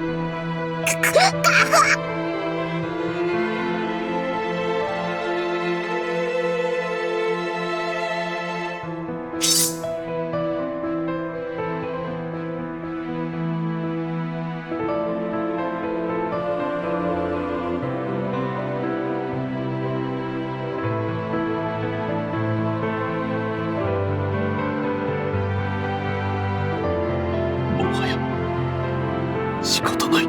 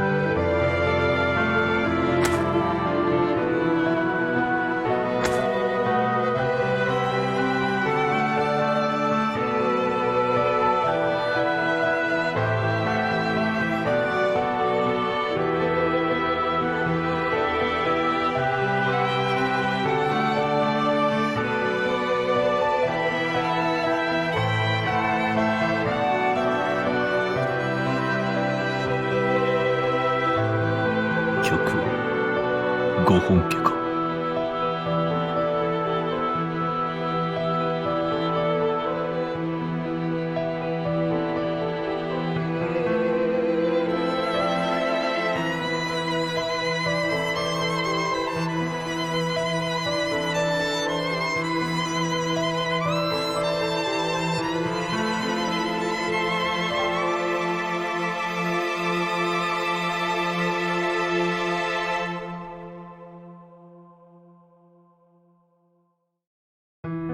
冷たい女だ。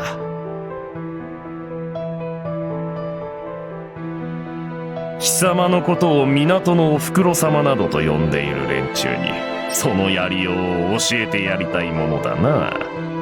影明に敵を殺すなと命じただと？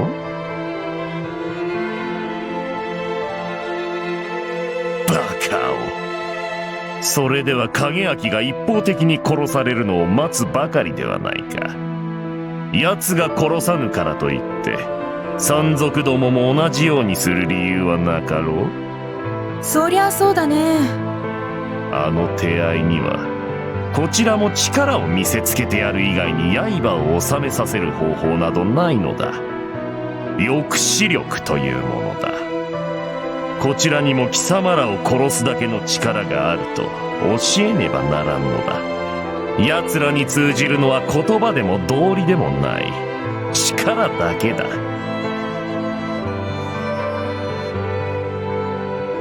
だから殺す。殺したらそこで全部終わりだよ、本家。戦いがじゃなくて平和がね。誰かを殺せば報復に誰かが殺される。その報復に殺せばまた誰かが報復に殺される。あとはその繰り返しだよ、泥沼さ。だからどうした？先に奴らを殺し尽くしてしまえばよいだけの話だ。こちらの方が数は多い。恐れるには及ばん。殺して殺されてそれを散々繰り返して、その最後に平穏が戻ったとして何か意味があるかい？犠牲に見合うほどの意味がさ。平和を勝ち取ったという誇りが残る。無意味というか貴様は。言わないけどね。誰も殺さずに平和を守ることほどの価値じゃない。夢物語だ、バカめ。そんな夢のために貴様は影明の命を捨てさせようというのだ。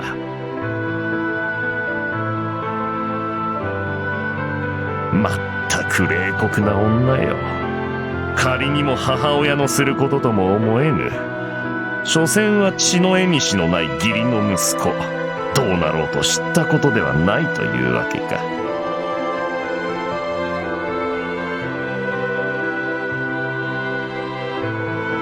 影明に不殺を命じたのは武人としてのこと。厳しいのは当然だね。何？矛を止めると書いて武の一文字。それが楽なもんなわけはないさ。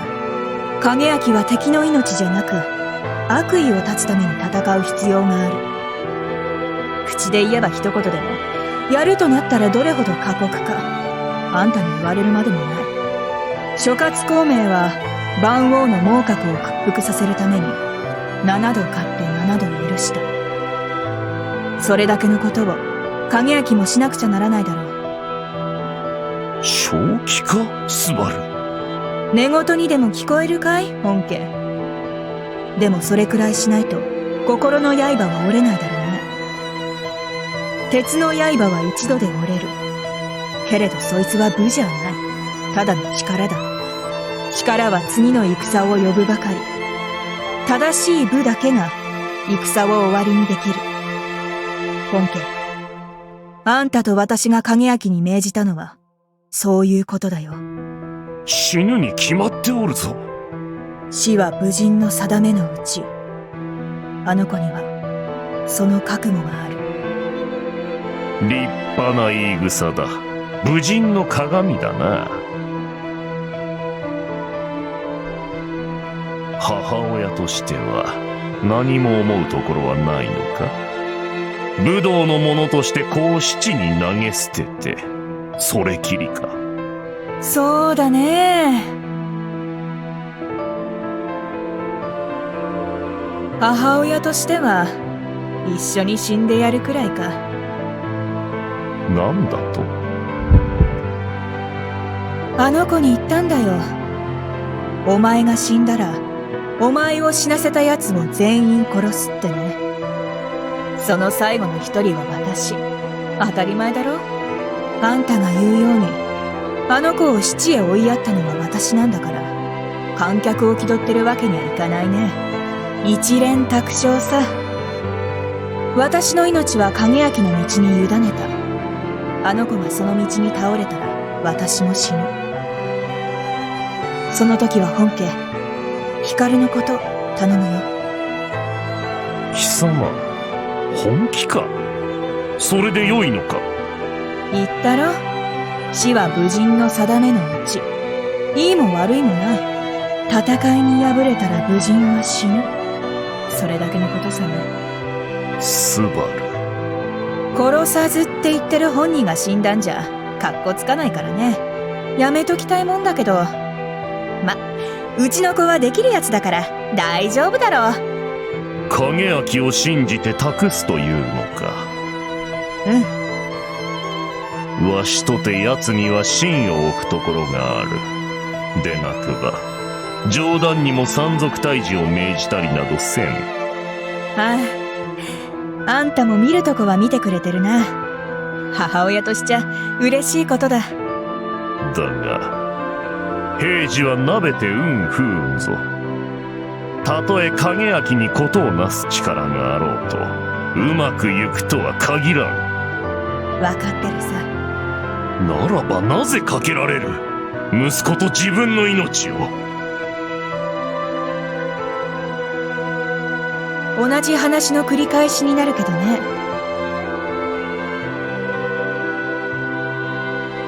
それしかないからさ、本家。そうするしか山賊とのいさかいを収める道はないんだよ。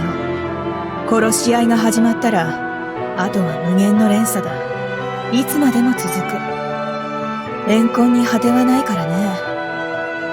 終わらせるにはそれがどんなに困難でも殺さない方法を取り続けるしかない。あんたが条件くっつけたせいで影明にはタイムリミットがついて余計厄介になっちまったみたいだけどね。それはただの皮肉だよ。光の状態が差し迫ってるのはあんたのせいじゃない。むしろ影明と約束してくれたことには礼を言っときたいくらいだ。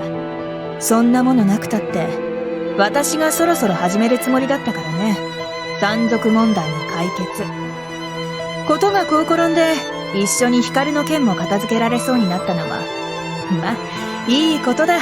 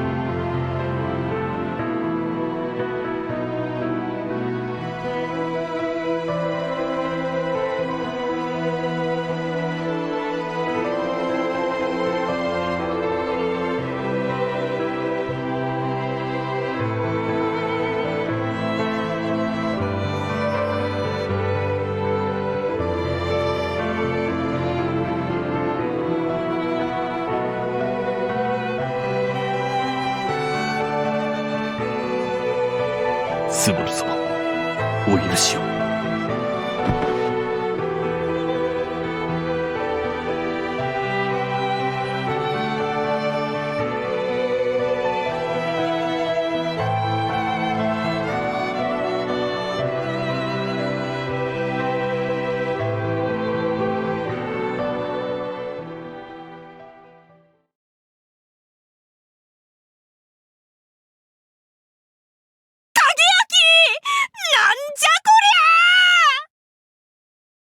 しまった。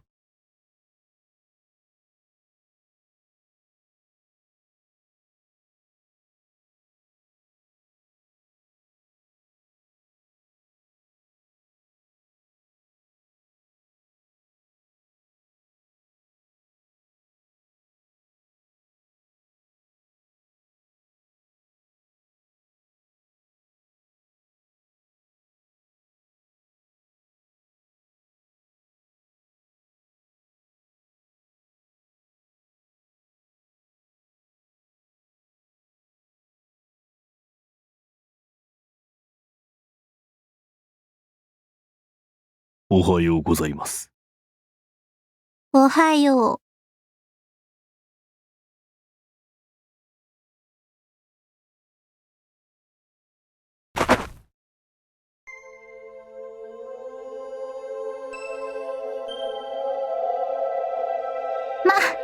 手間が省けたってものね。お前の寝床を探して回らなくて済んだのだし。そうも、この住所をお教えした記憶もないのですが。そんなの、調べればすぐにわかることよ。御用の向きは？聞かないとわからないの？察しはつきますが、生き死にに関わること。万一の誤りもないよう、確認は必要かと。生き死にのことならなおさら、いちいち確かめている暇などないでしょうに。お前が寝こけていたら、そのまま首に切りつけるつもりだったのだけど、私は。それなら誤解の余地はもともとありませんが。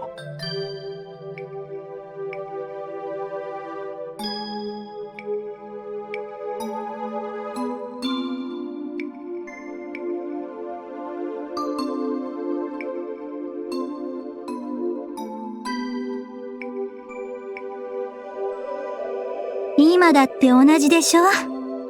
これが見えないわけでもあるまいに。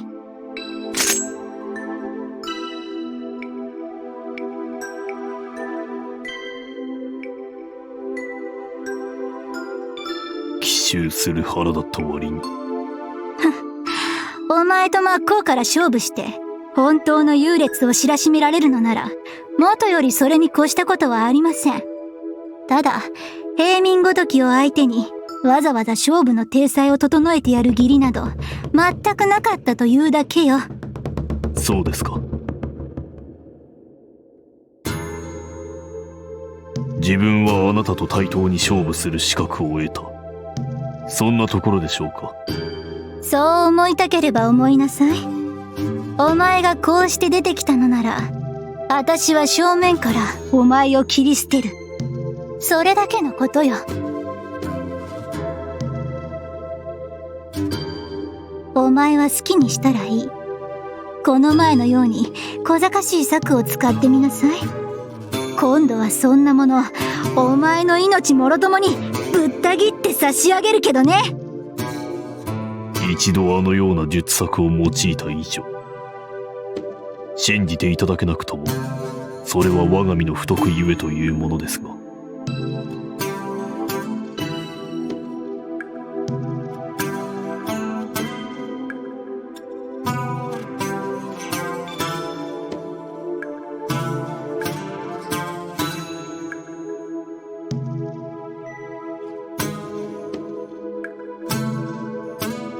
尋常にお相手つかまつる。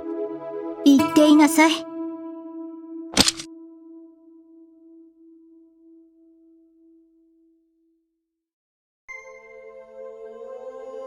狩猟殿。何？勝負の前に取り決めをよろしいか。ああ。なーに？うまい約束の仕方を思いついたわけ？今度は狩猟をやめたなんて言い訳が通らないような。それとも、誓約書でも書く？いいえ。前回と同じ約束で結構です。自分が勝利した暁には、町への略奪行為をやめていただく。あなたが勝ったなら、この身をお好きに。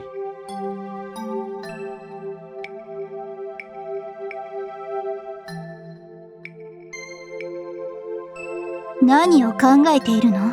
お前。格別のことは？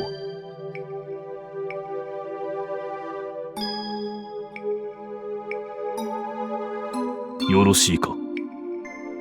結構よ。それが望みなら。では。吉野恩流合戦霊峰、港影明、参る。六原新影流。対等の名乗りなどおこがましいけれど、流名だけはくれてあげる。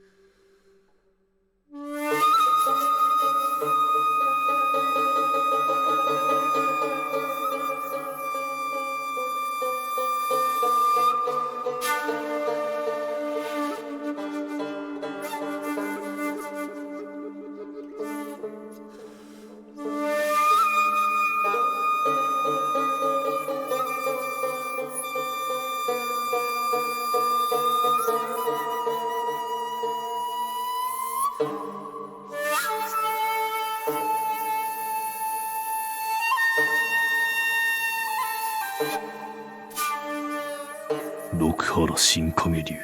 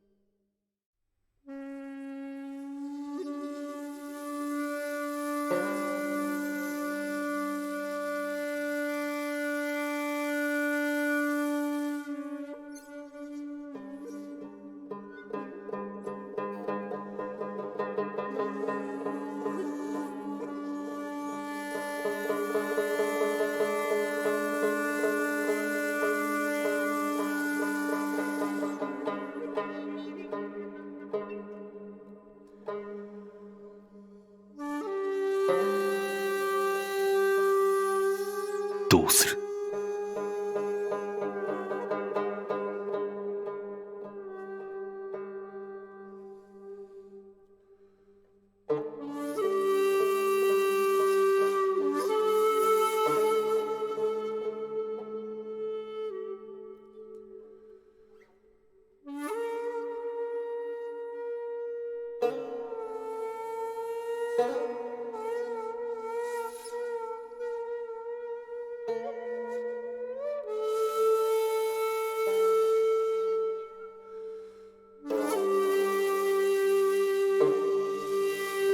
だが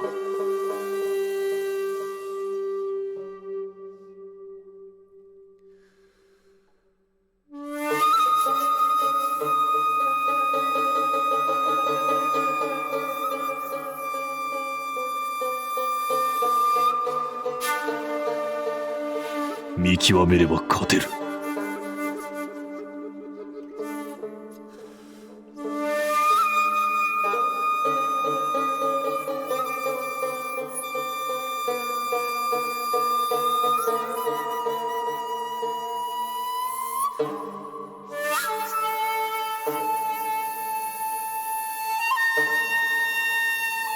立ち合いの開始から今7呼吸と半。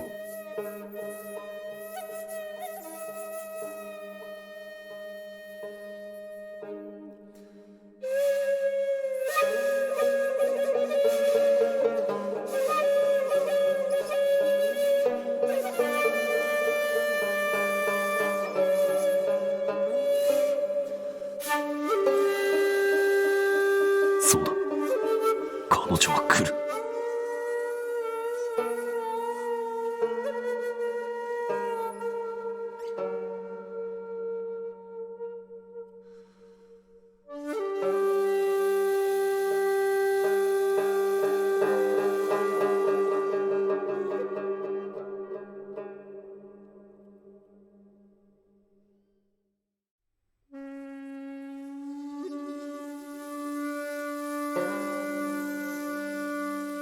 来る。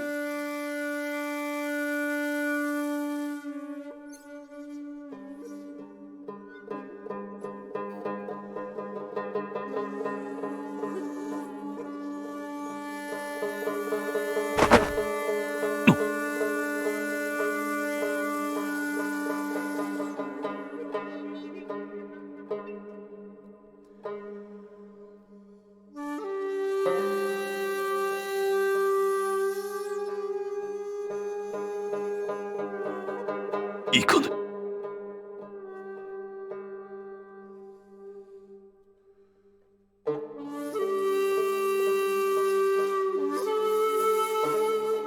俺の間合いが殺される。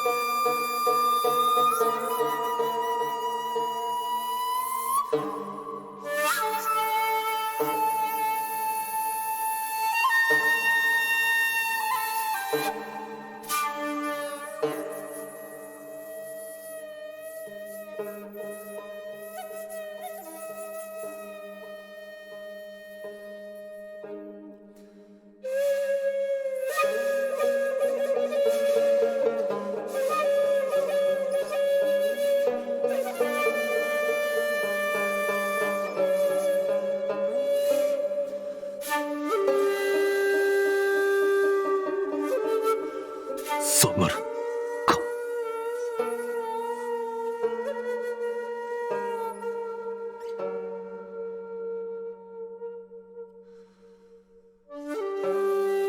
ダメだ。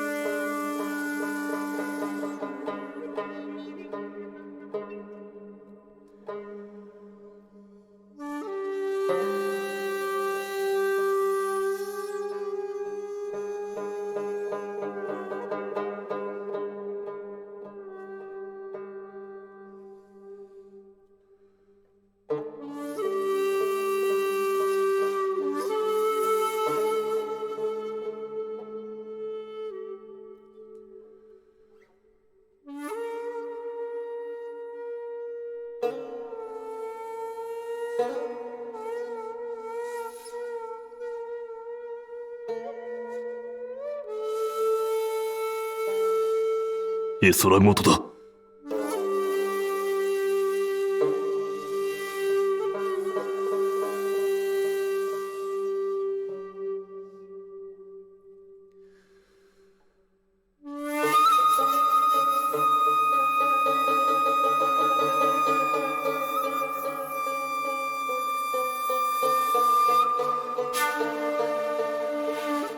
負けたのか。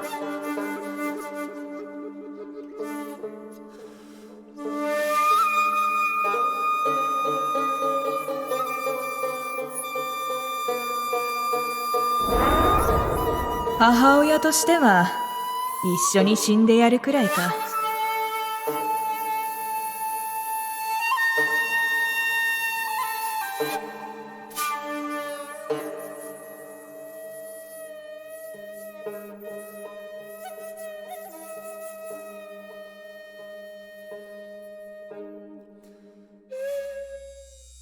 落ち着け。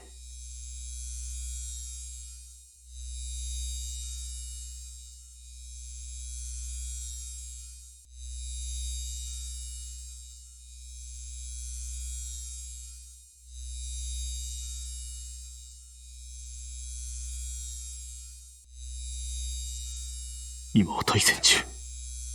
敵は目の前にいる。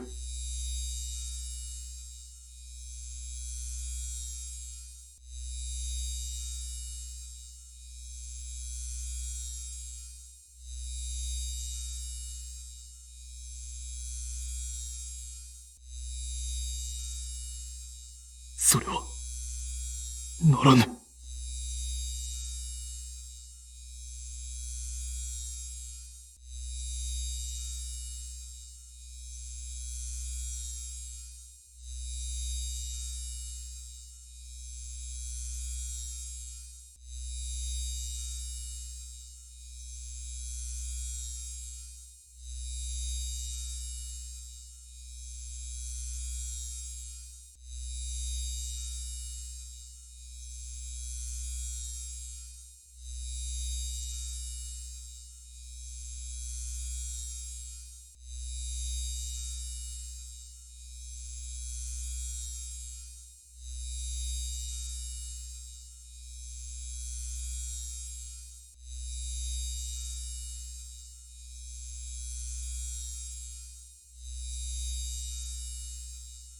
羨ましいことだ。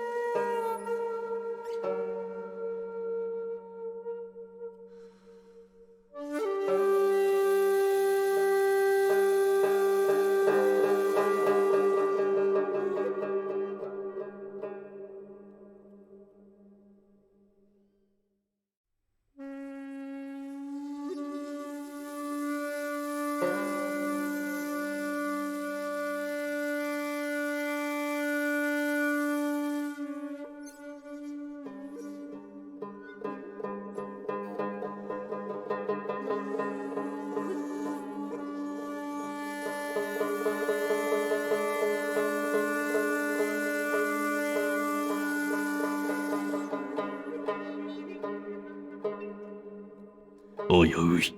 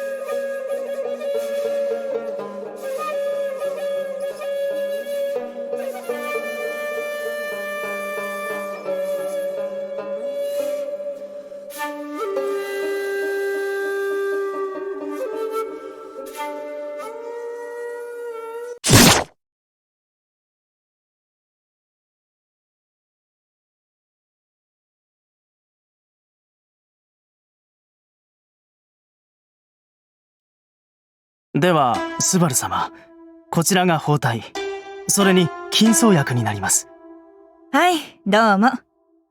さっき買い置きを全部使い切っちゃったもんでさ、これで助かるよ。はあ、しかしよ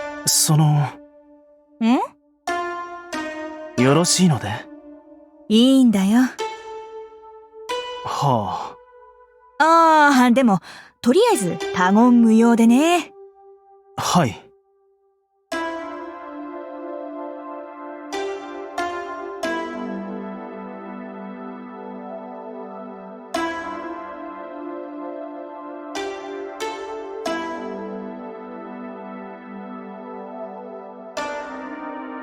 もし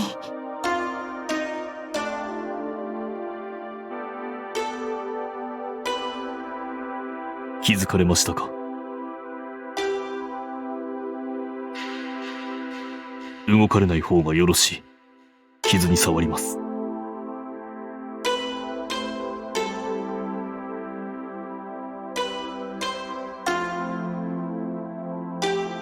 この手当ては？はい、自分が。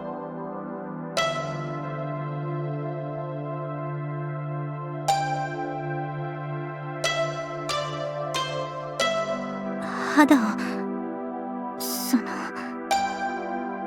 失礼。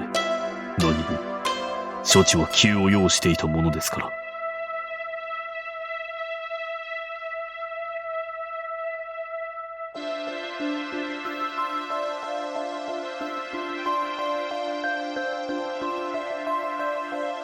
席を外した方がよろしいでしょうか？ずっとそこに。応急の処置はいたしましたが、何分にも医療は専門外。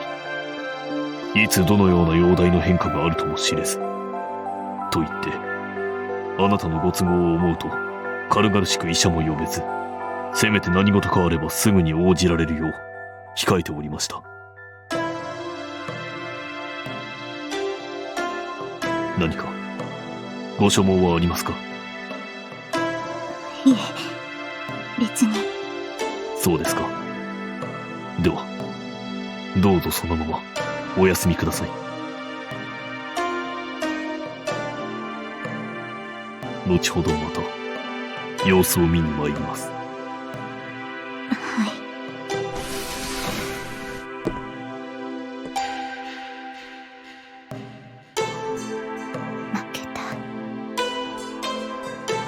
負けたのね。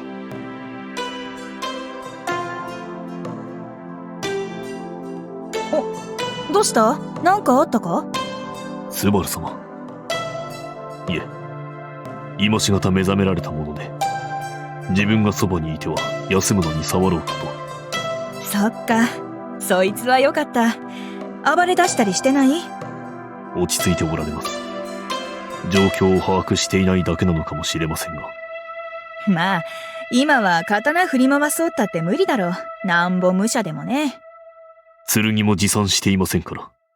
真打ちの剣は装甲されてなくても主の傷を癒すくらいはできるっつうけど、数打ちじゃ無理か。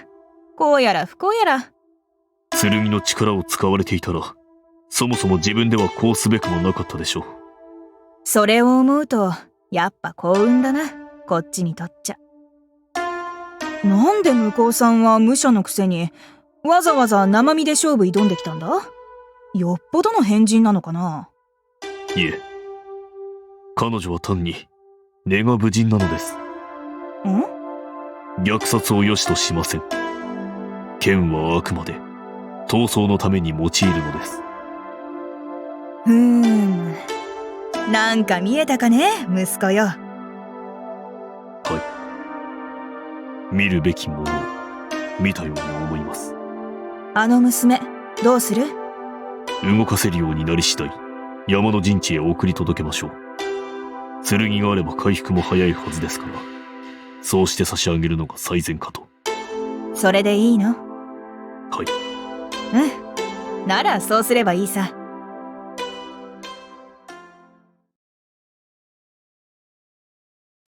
お客人、お休みですか？いえ、どうぞ。お加減はいかがでしょう？悪くありません。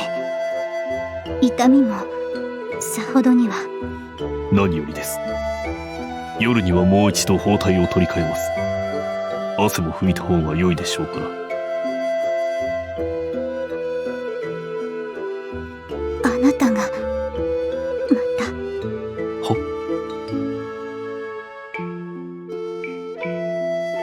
いえ、今度は母がおりますので。そうですか。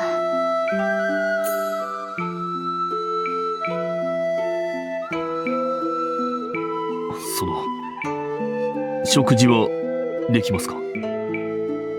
今はあまり。無理にとは申しませんが、夕食はできれば少しでも。栄養が不足しては治る傷も治りません。は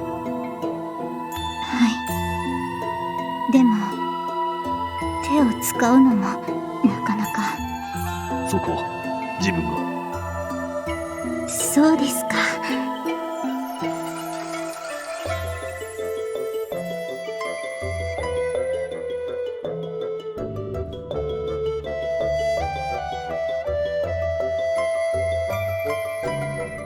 あなたは？はい。何も尋ねようとなさらない。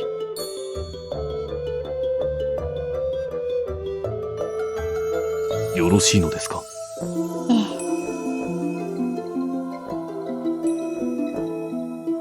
疑問に思うことは何もありません。何も私は敗れた。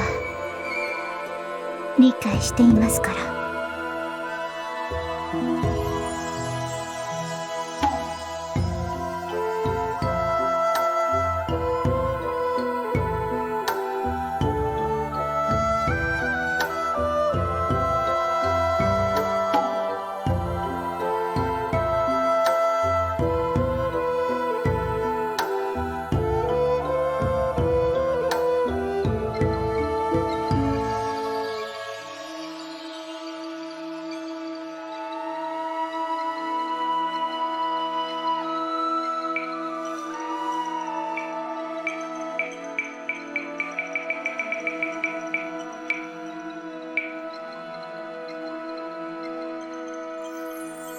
けれど、はい。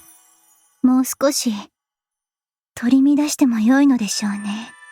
本当は。自分でも意外、力を尽くして破れる。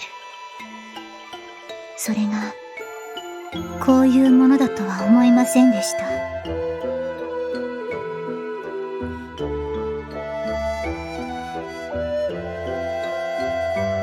初めてなのです。これほどまで市場のままに戦ったことも、そして敗れたことも、幕軍にいた頃はついぞなくて、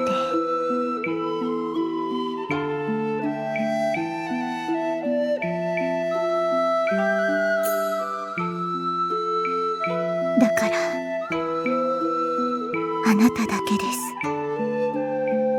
私を打ち負かした人は。誠に光栄です。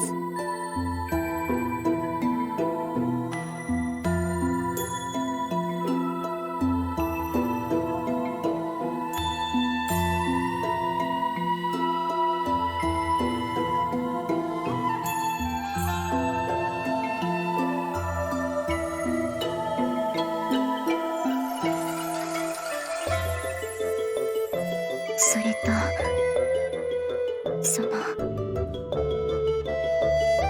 私が肌を許した殿方も、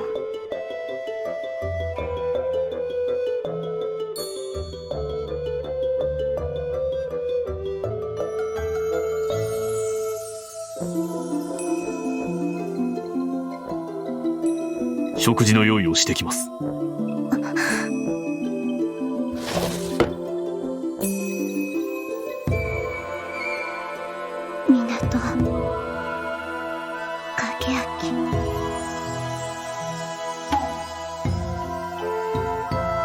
いいか、分かってるな影焼。まず重要なのは食事の温度だ。これは必ず厚めにしておくこと。でないとフーフーしてやる理由がなくなって本末転倒だぞ。冷ます時にはさりげなく口をつけたりするとポイント高い。あくまでさりげなく、しかし必ず気づかれるようにやれ。いいな、ここ難しいから。最終段階、さじを伸ばして食べさせてやる。この時は手元を見るな、相手の目を見ろ。瞳と瞳で見つめ合え。大丈夫だ、こぼしたらこぼしたでまた別の進展パターンがある。さあやってみろ息子よ。はい。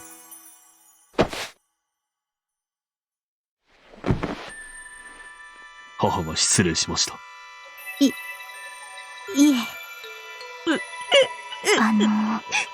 え、お気になさらず、空腹のはずなので、すぐ食事をしに去ります。ではどうぞ、ご安心を。すでに適温です。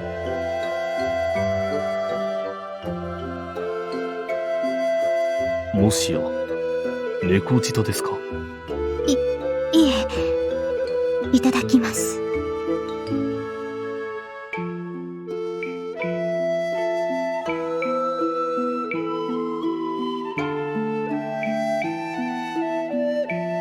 味にご不満などは？い申し訳ありません。せめてもう少し彩りがあればよかったのでしょうが。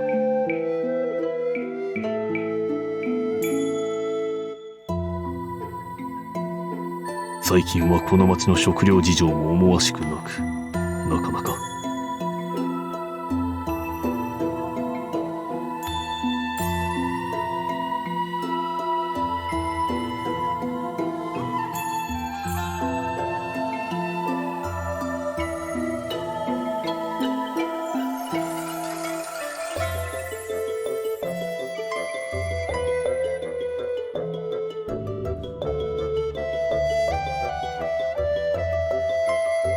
幕府の食料管理が未だに厳しいもので、都市部では緩和が始まっているそうですが、地方が恩恵に預かるのは今しばらく先でしょう。もっとも、現状でも終戦直後に比べればはるかにマシ。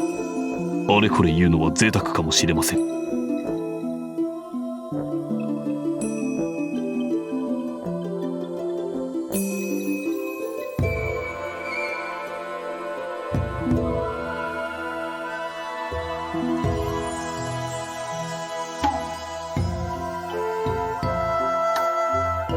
領殿、はい。改めてお願いいたします。町に対する略奪行為をどうかやめていただきたい。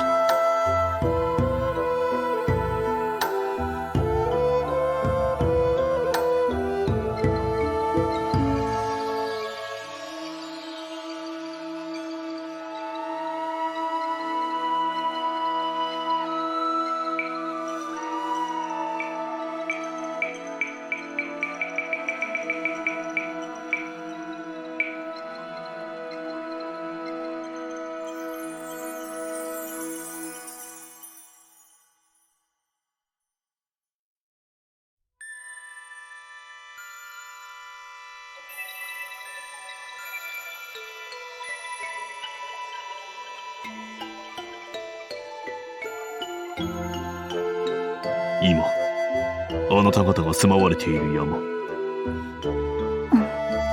裏へ回ると人手を失って放置されている田畑があります。そこに入られてはいかがでしょう。私たちをこの町に迎え入れると。は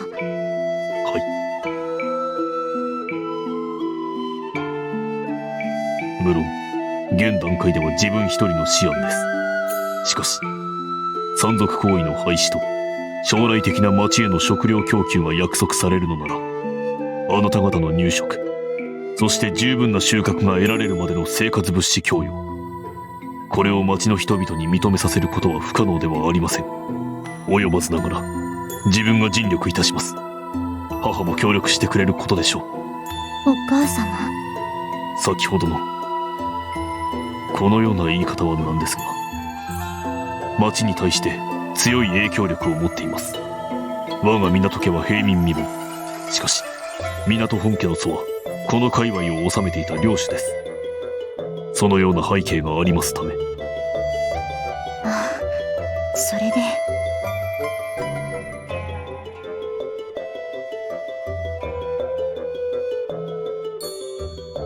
で。いくらかの不満は出るにしろ、体制は平和と実益を求める方向へ傾くと思われます。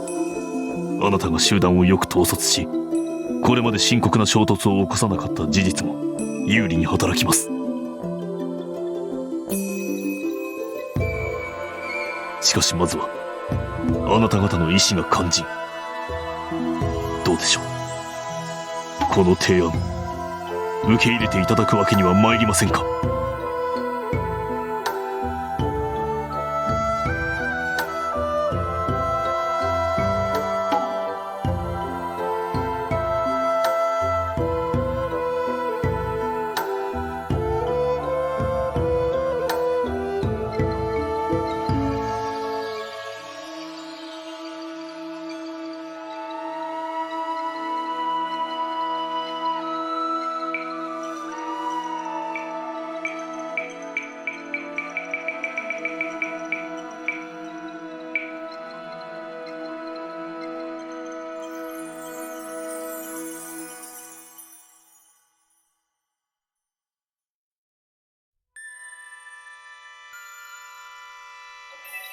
首領殿、私たちは武士なのです。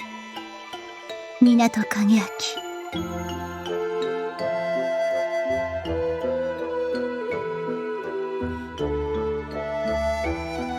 武士なのです。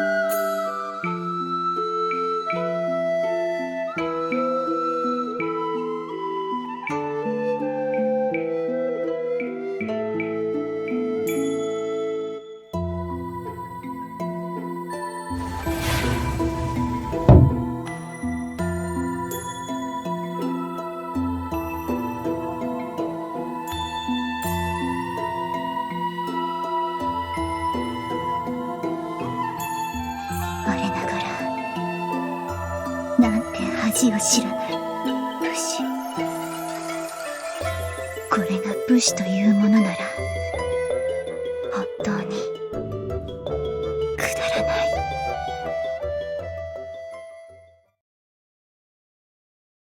そうか。なかなかうまくはいかないか。はい。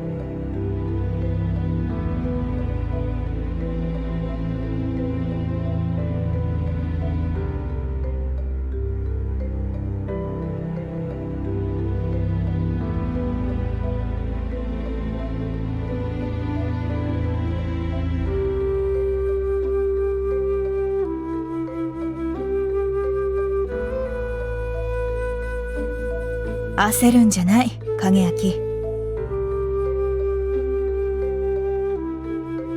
こういうことはじっくりと腰を据えてやるもんだ。慌てたってどうにもなんない。富士山の頂上まで行くにはさ、1合目から順々に登っていくしかないんだよ。分かってはいますが。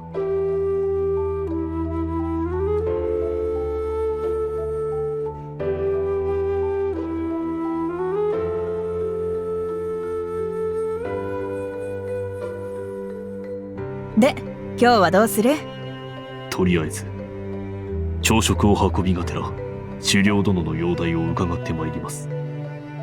万一にも傷が可能などしているようなら医者を呼ぶなりの手を打ちませんと。うん、そうか。ところでお前さ、狩猟殿ってあの娘さんの名前。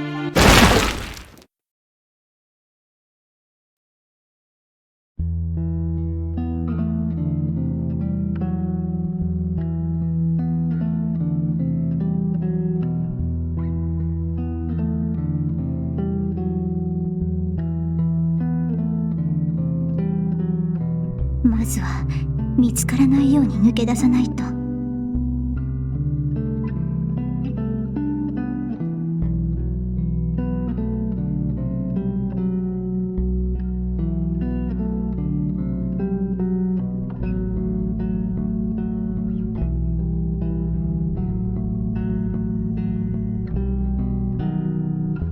武士と称するならね。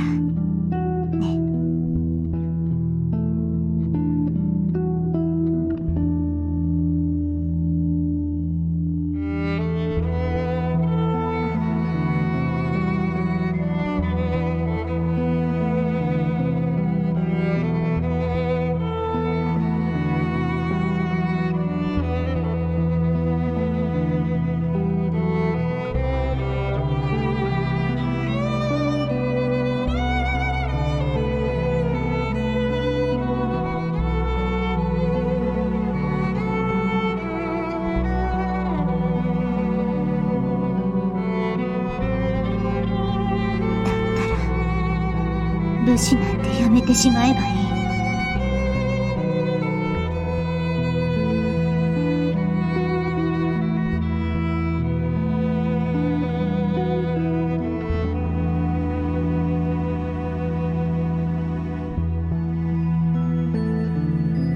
武士は荒ぶるもの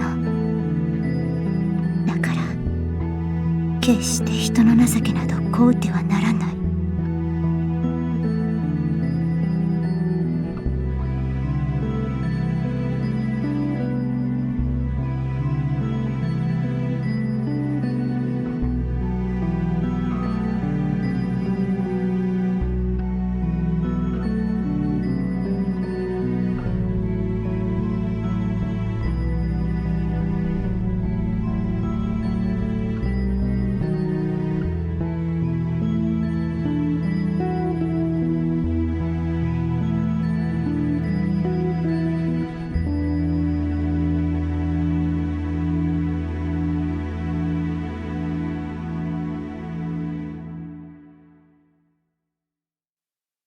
そうね。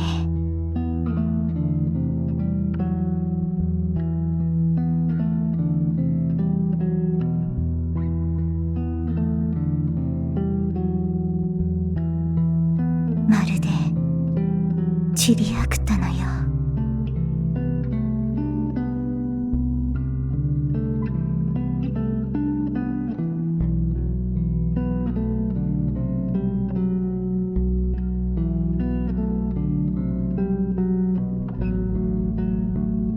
彼にそう言えば、なら提案を受け入れてくれって、そう言うでしょうけれど。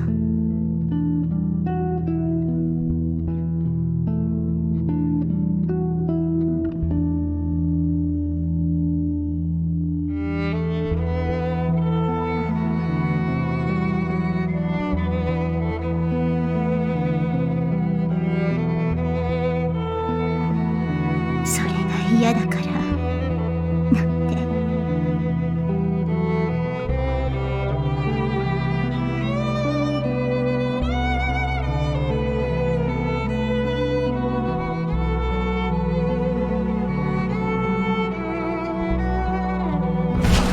光る！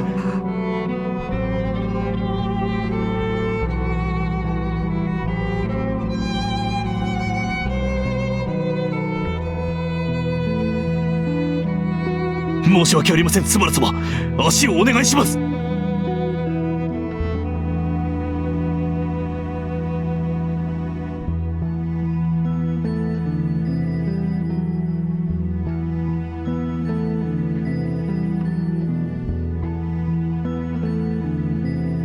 影明！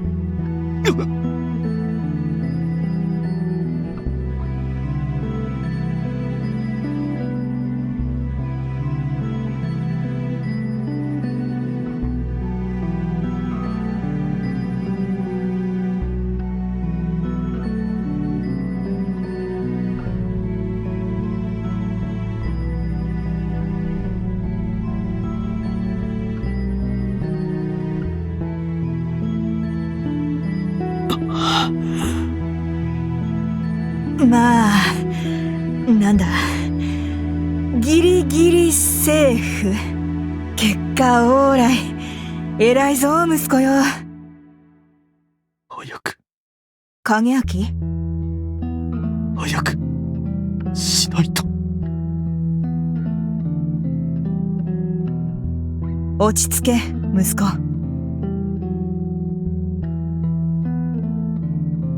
急いでどうにかなることと、どうにもなんないことがある。だろ？はい。わかっています。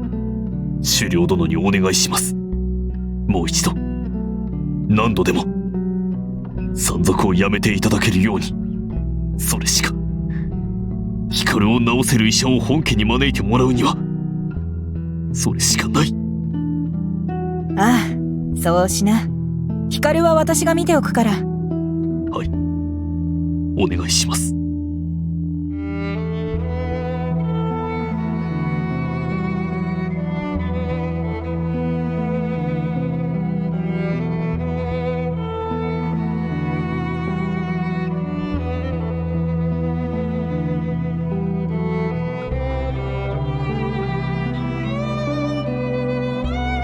お願いいたします。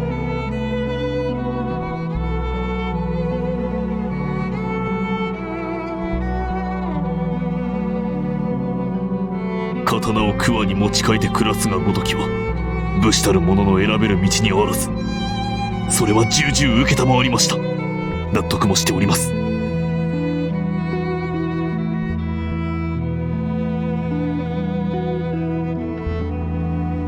しかし、そこをあえて、どうか。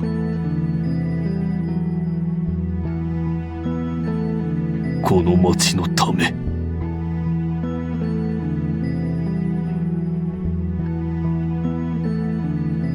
どうかお願いいたします。山賊をやめていただきたい。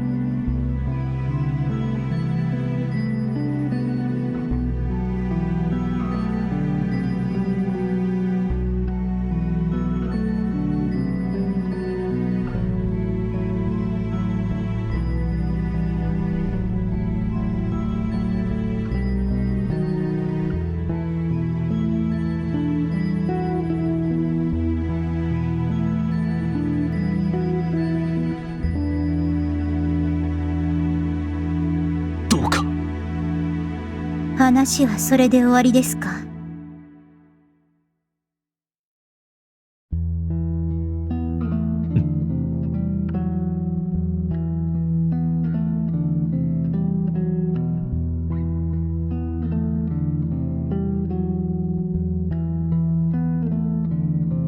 それで終わりなのですか？は？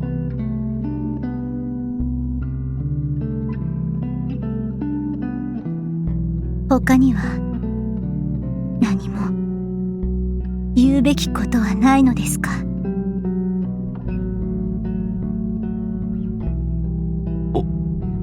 いえ、何もありません。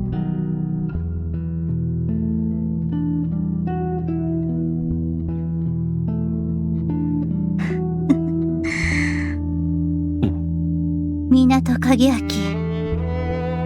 家はただの平民と言っていましたけど。はい。嘘つき。は？あなたも武士です。ダメなところだけ。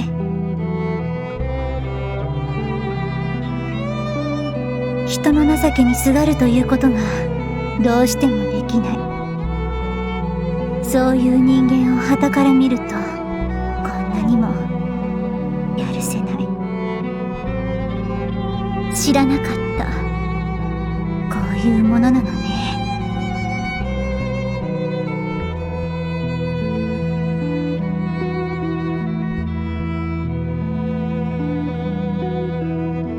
武士のもといは武力。その武力で敗れた以上、私も私の兵たちも武士を捨てるのが筋なのかもしれません。狩猟殿。港影明、兵の説得は私が請け負います。その代わり、私ども一党の受け入れについてあなたの確約をいただけますか？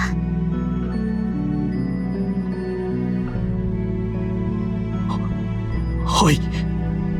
必ずや自分が責任を持ちまして。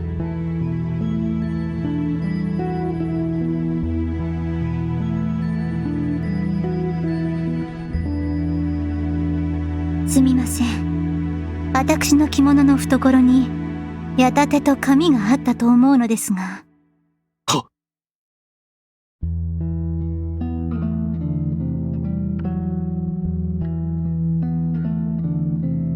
どうぞ。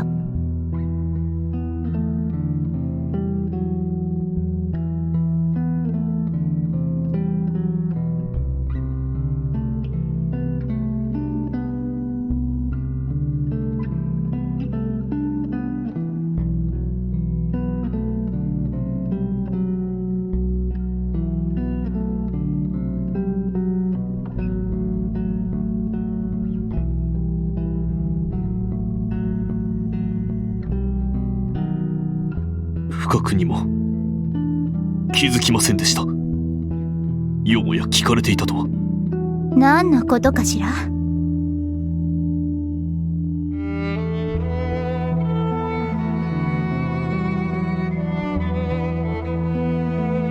ありがとうございます。ありがとうございます。礼には及びません。私は取引に応じただけです。我が一族のキス、どうかよろしくお願いします。はい。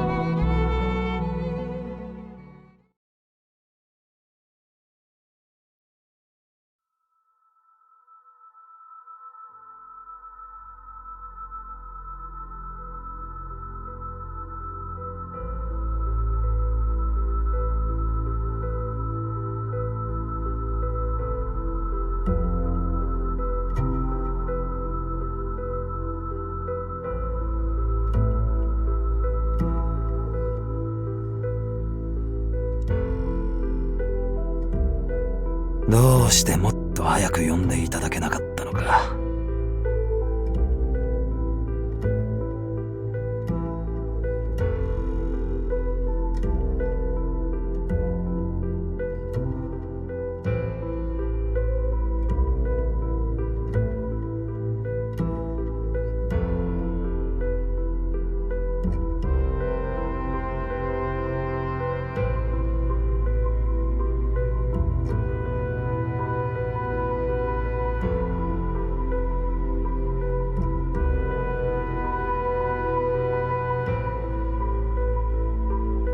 このジーバスベイの恐ろしさの一つは絶え間ない苦痛にあります。投薬で抑えるにも限度がある。常軌を逸した激痛は患者の精神を蝕み、治療が遅れれば遅れただけ深刻な被害を及ぼします。記憶の混乱、そして喪失、人格の変貌、知能の対抗分裂症状、最終的には廃人化。先生、妹は1年もの時間、重篤な患者がこの国の医療レベルで生き延びてこられたのは驚異的です。ご家族の献身的な看護に加え、患者本人の心身が強靭であったこともあるでしょう。ですから断定的なことは申し上げません。奇跡的に回復を遂げる可能性もあります。肉体的には当面心配はいりません。体力低下に起因する合併症だけが気がかりですが、その危険も時間をかけて肉体を回復させていくことで克服が可能でしょう。私にできることはここまでです。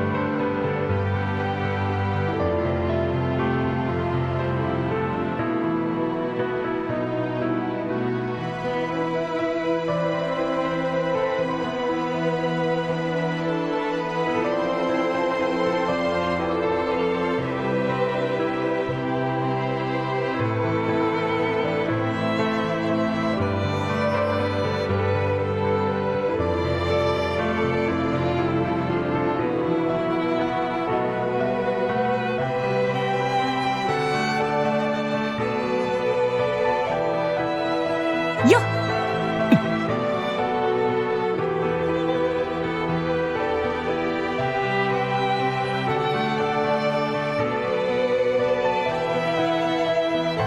どうした？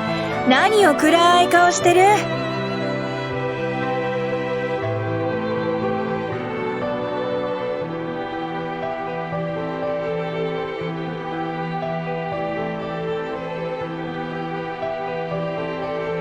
申し訳ありません、スバル様。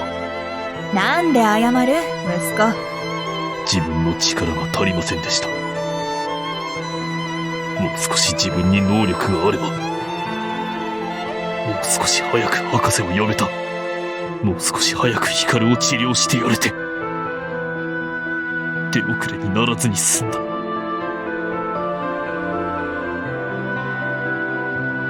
申し訳ありません。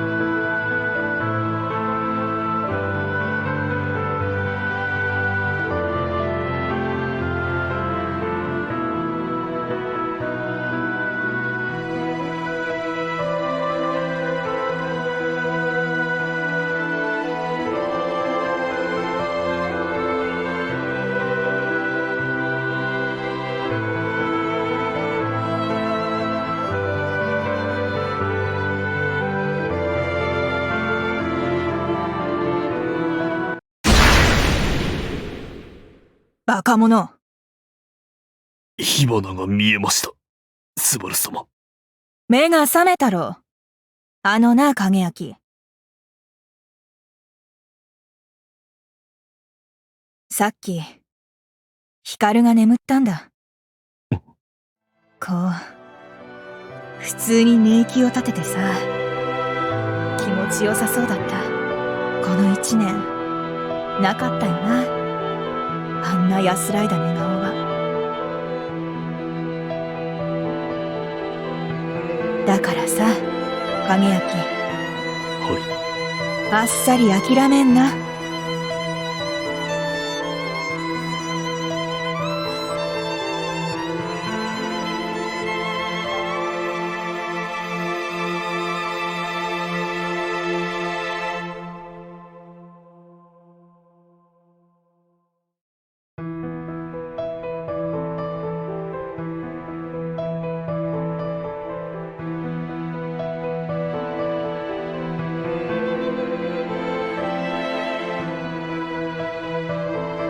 光を助けるんだろ、私とお前で。はい。お前は光を助けてる。お前のおかげでとりあえず光の体は良くなった。礼なんか言わんけどね、家族なら当たり前だ。はい。最後までやろうや。いいか、お前は後戻りしたわけでも転げ落ちたわけでもないんだ。前に進んでるんだ。そいつを信じろ。立ち止まって後ろを見て、ああ、やっぱり別の道にすりゃよかったなんてくよくよしてたってしょうがねえだろう。それより前だよ、前。はい。立ち止まっている暇などはありませんでした。ま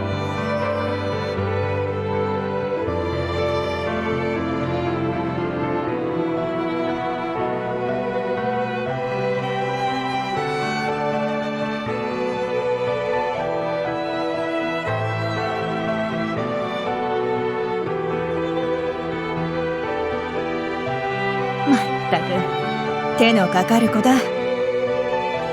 はい。この年になってここまで世話をおかけするとは、不甲斐なさに恥じ入るばかりです。恥じろ恥じろ、バカ息子め。でもまあ、世話の焼ける子ほど可愛いってね。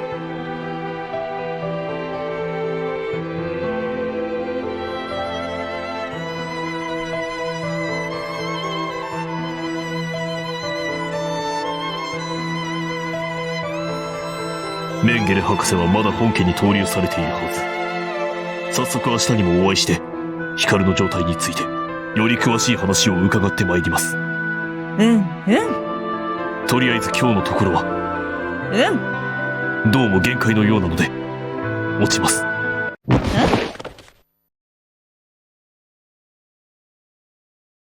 あれ、影焼き、お前なんで脳天から血がダクダク出てんの？しかもなんか首の骨格が愉快に歪んでるし、まるでマウンテンゴリラにでも殴られたかのような。キャー！しっかりしろ息子よ！母を殺人犯にしてはならぬ！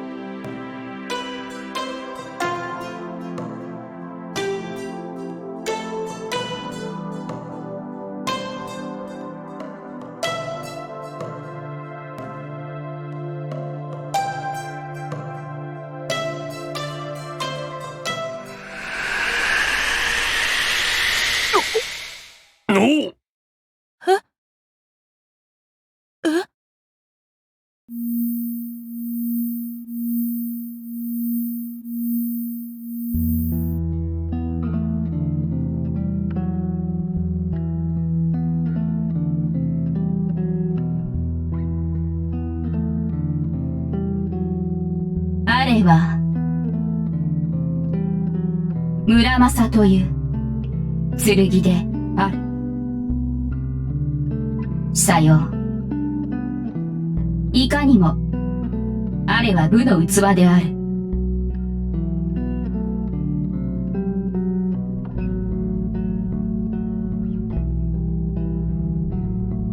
いな、さにはあら。武である。武とは戦を止める者にあらず、享保なり殺法なり、武とはただ命を奪う力を言う。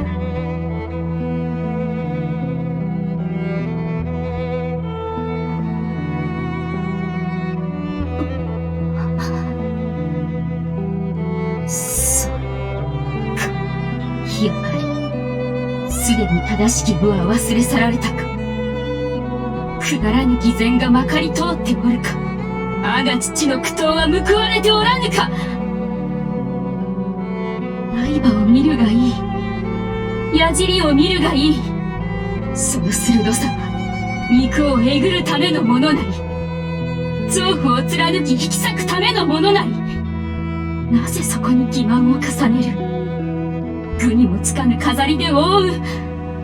守るための力、和をもたらす力と、なぜ偽善をもって真実を隠す。刃を見よ。唯一の真実はそこにある。この鋭さは人を殺す。武とはただそれ限り。他には一辺たりとなし。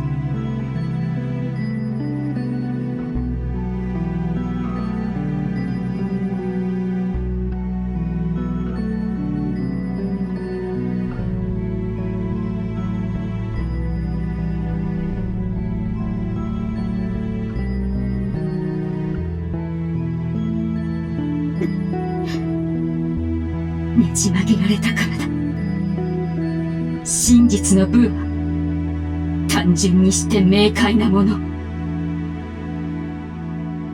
何か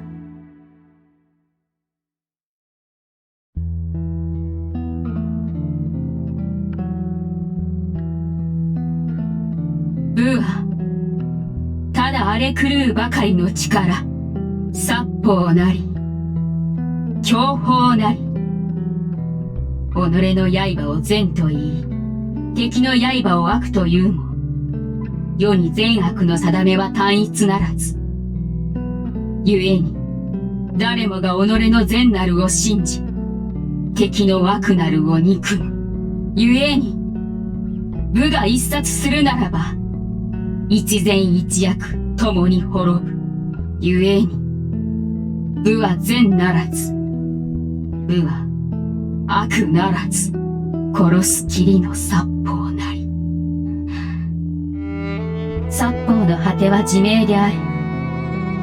強き者のみ生き残り、弱きすべては滅びよ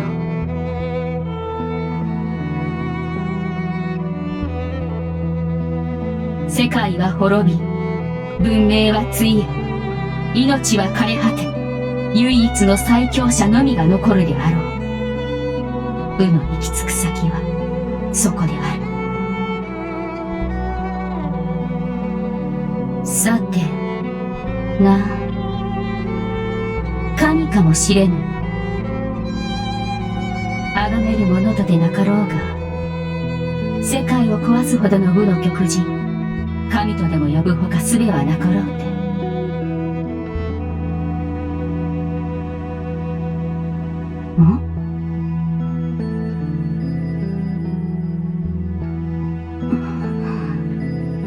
何を笑う？喜び？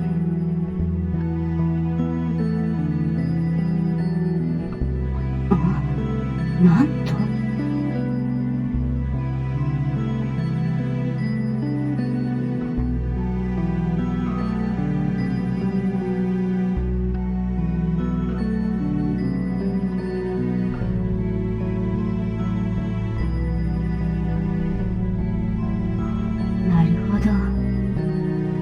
それでこの牢獄であったか。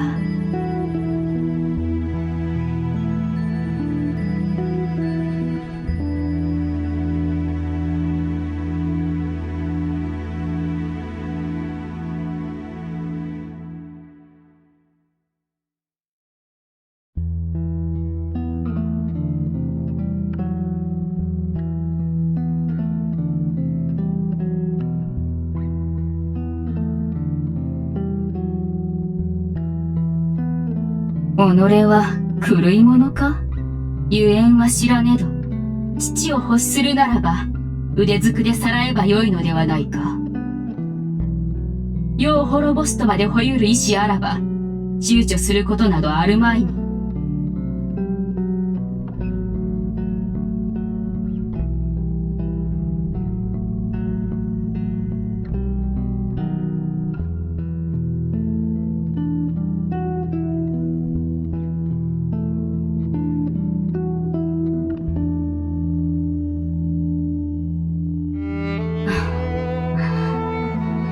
言ったはずぞ。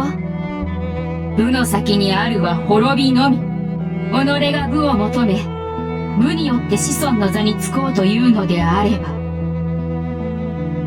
その父をも刃にかけねばならぬ通り。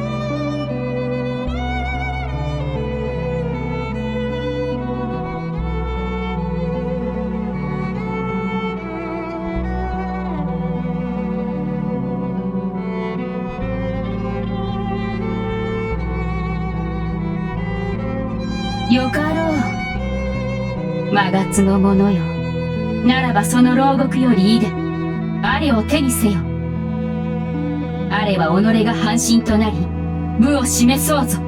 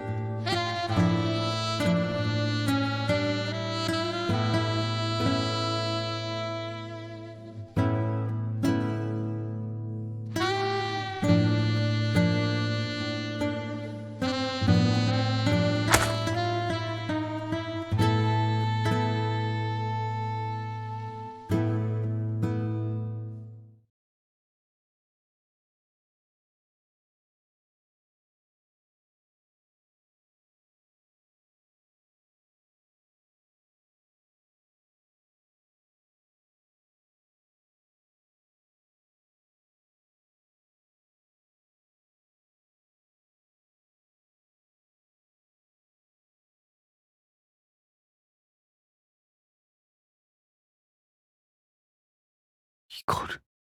うん。光る。お前なのか？ああ、俺だ。影明。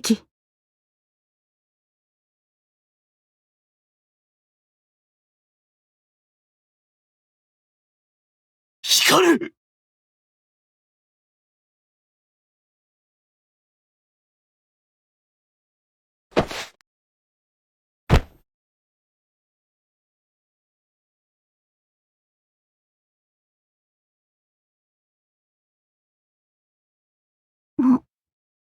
影明、少し痛いぞ。あ、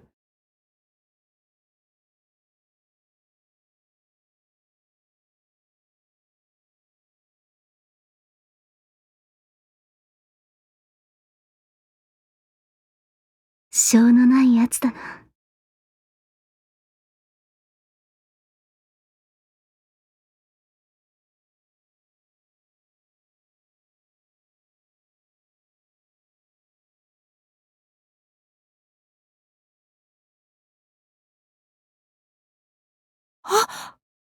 スバル様。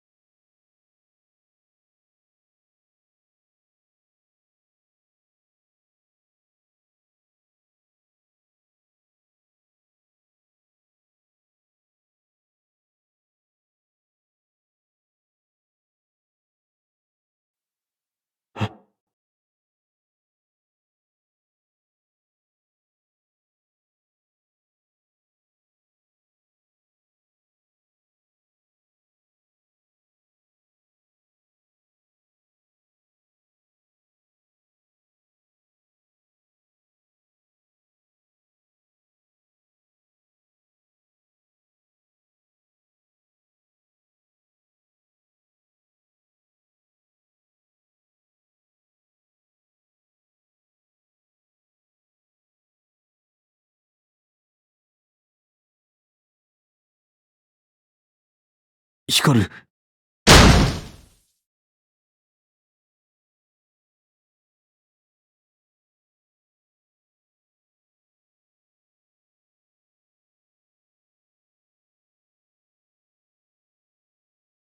準備できたか？もうちょっと待て。ホイの整備がまだ終わってない。いらねえだろ、そんなの。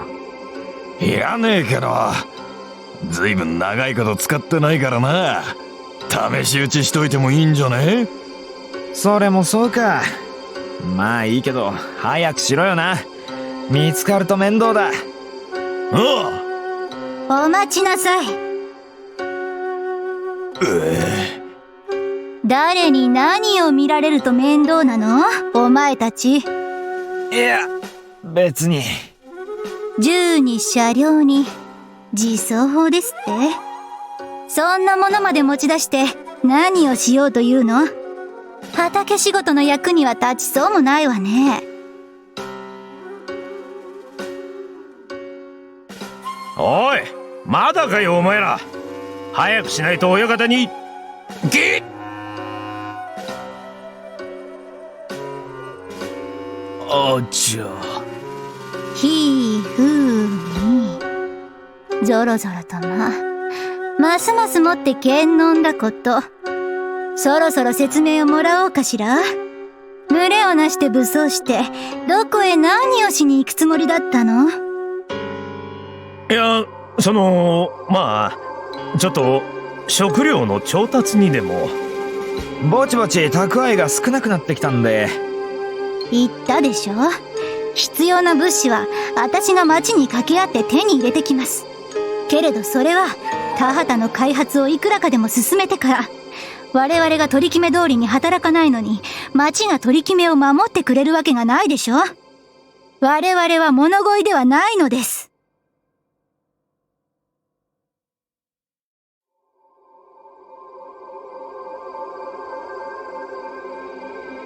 うんざりという顔ね。いえ。あたしもうんざりよ。同じ話をもう何回したのだか。でも、お前たちがまだ理解できないと言うなら仕方ありません。いいこと？いいよ。うんざりだよ、姉さん。カズマ。一体どうしちゃったのさ、姉さん。おかしいよ、最近。おかしくなどありません。私はいつも通りよ。そう？ええ。方針を変更しただけ。港って男に負けたから？そうよ。なんで？どうだっていいじゃん、そんなこと。私はこの中で一番強い。そうでしょ？うん。その私に、あの男は勝った。そんな男が、あの町にいた。それがどうだっていいと？うん。どうして？あなた、自分なら勝てるつもり？勝てるよ。だって、姉さんを殺しもしなけりゃ人質にもしないで逃がしちゃった。大海人の海女ちゃんでしょ？そいつ。多少は腕があったって、ただのバカじゃん。闇討ちにかければ簡単に始末できるよ。残るのは、そんなバカを使って僕らをどうにかしようとした町のふぬけ連中だけ。今まで通り山賊やっていけるよ。でしょ、姉さん。そうかもしれない。でも、そのことはきっかけに過ぎないの。どのみち、山賊家業を続けていたって先はなかった。幕府がいつまでも放っておいてくれるわけがないもの。いずれ討伐される。それよりは町の中に溶け込んで時期を待った方が賢明よ。そうじゃない？そうかな。他にもやりようはあると思うけど。言ってごらんなさい。大陸に渡るとかさ。金さえ積めば密航船くらい調達できるよ。その金をどこから持ってくるの？この町でかき集めればいいんじゃん。足りなければ、そうだね、人間も捕まえようよ。それで奴隷船に便乗させてもらえばいい。今はそういうの結構あるらしいよ。需要と供給が揃ってるから。大陸の都市では働き手が不足してて、国内では貧乏な家が子供を持て余してる。奴隷商人は繁盛してるみたい。そいつらにさ、商品をくれてやればきっと割引価格で。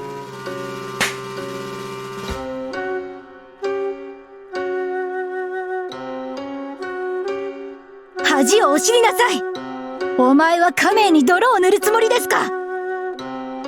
何さ、この間までの山賊と別に大して変わんないじゃん。違う？ええ、そうね。大した違いはないわね。程度の問題よ。でも、その程度の差は無視できません。癒しすぎます。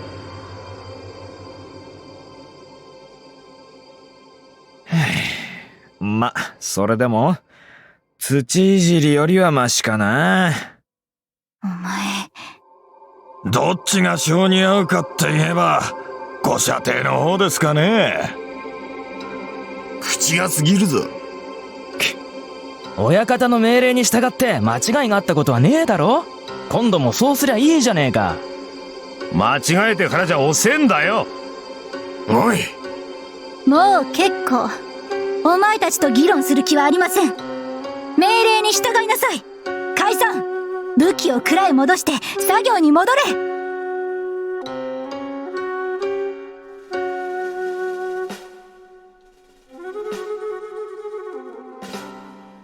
お前たち、私の言うことが聞けないというの？聞くわけないじゃん。何言ってんのさ、姉さん。カズマ？だいたい棟梁面するのやめてよね。姉さんはもう隠居なんだからさ。そういやそうでしたね。身内は余計な口出しをしないもんだとか聞いた気がするよな、確か。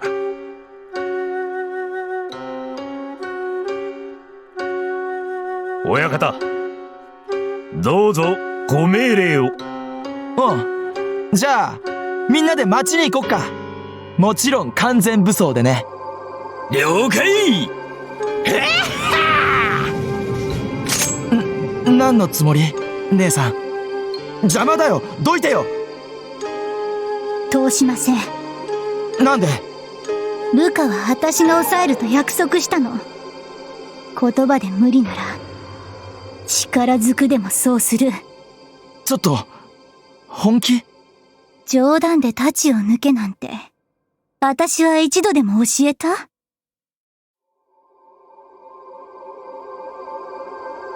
ご舎弟、どうかこの場は親方の言う通りに。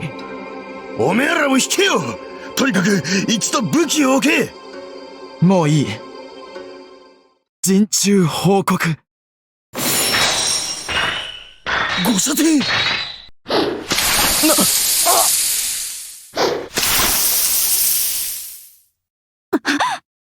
この剣はもう僕のだよ。そうだよね、姉さん。カズマ！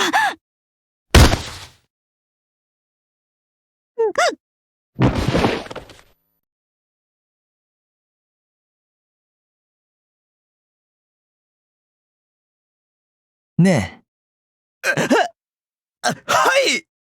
姉さんってさ、結構いいねで売れそうな気がしない？はあ。おお。でも多分姉さん、男を知らないと思うんだよね。それじゃあ価値半減だよ。だからさ、お前たち、教えてやってよ。は？いいんですかい？いいよ。っていうか、命令、やっちゃって、溜まってるんでしょ。そりゃもうねえ。まあ、ご命令とあらば。やっちまいますか。やっちまおうや。遠慮なく。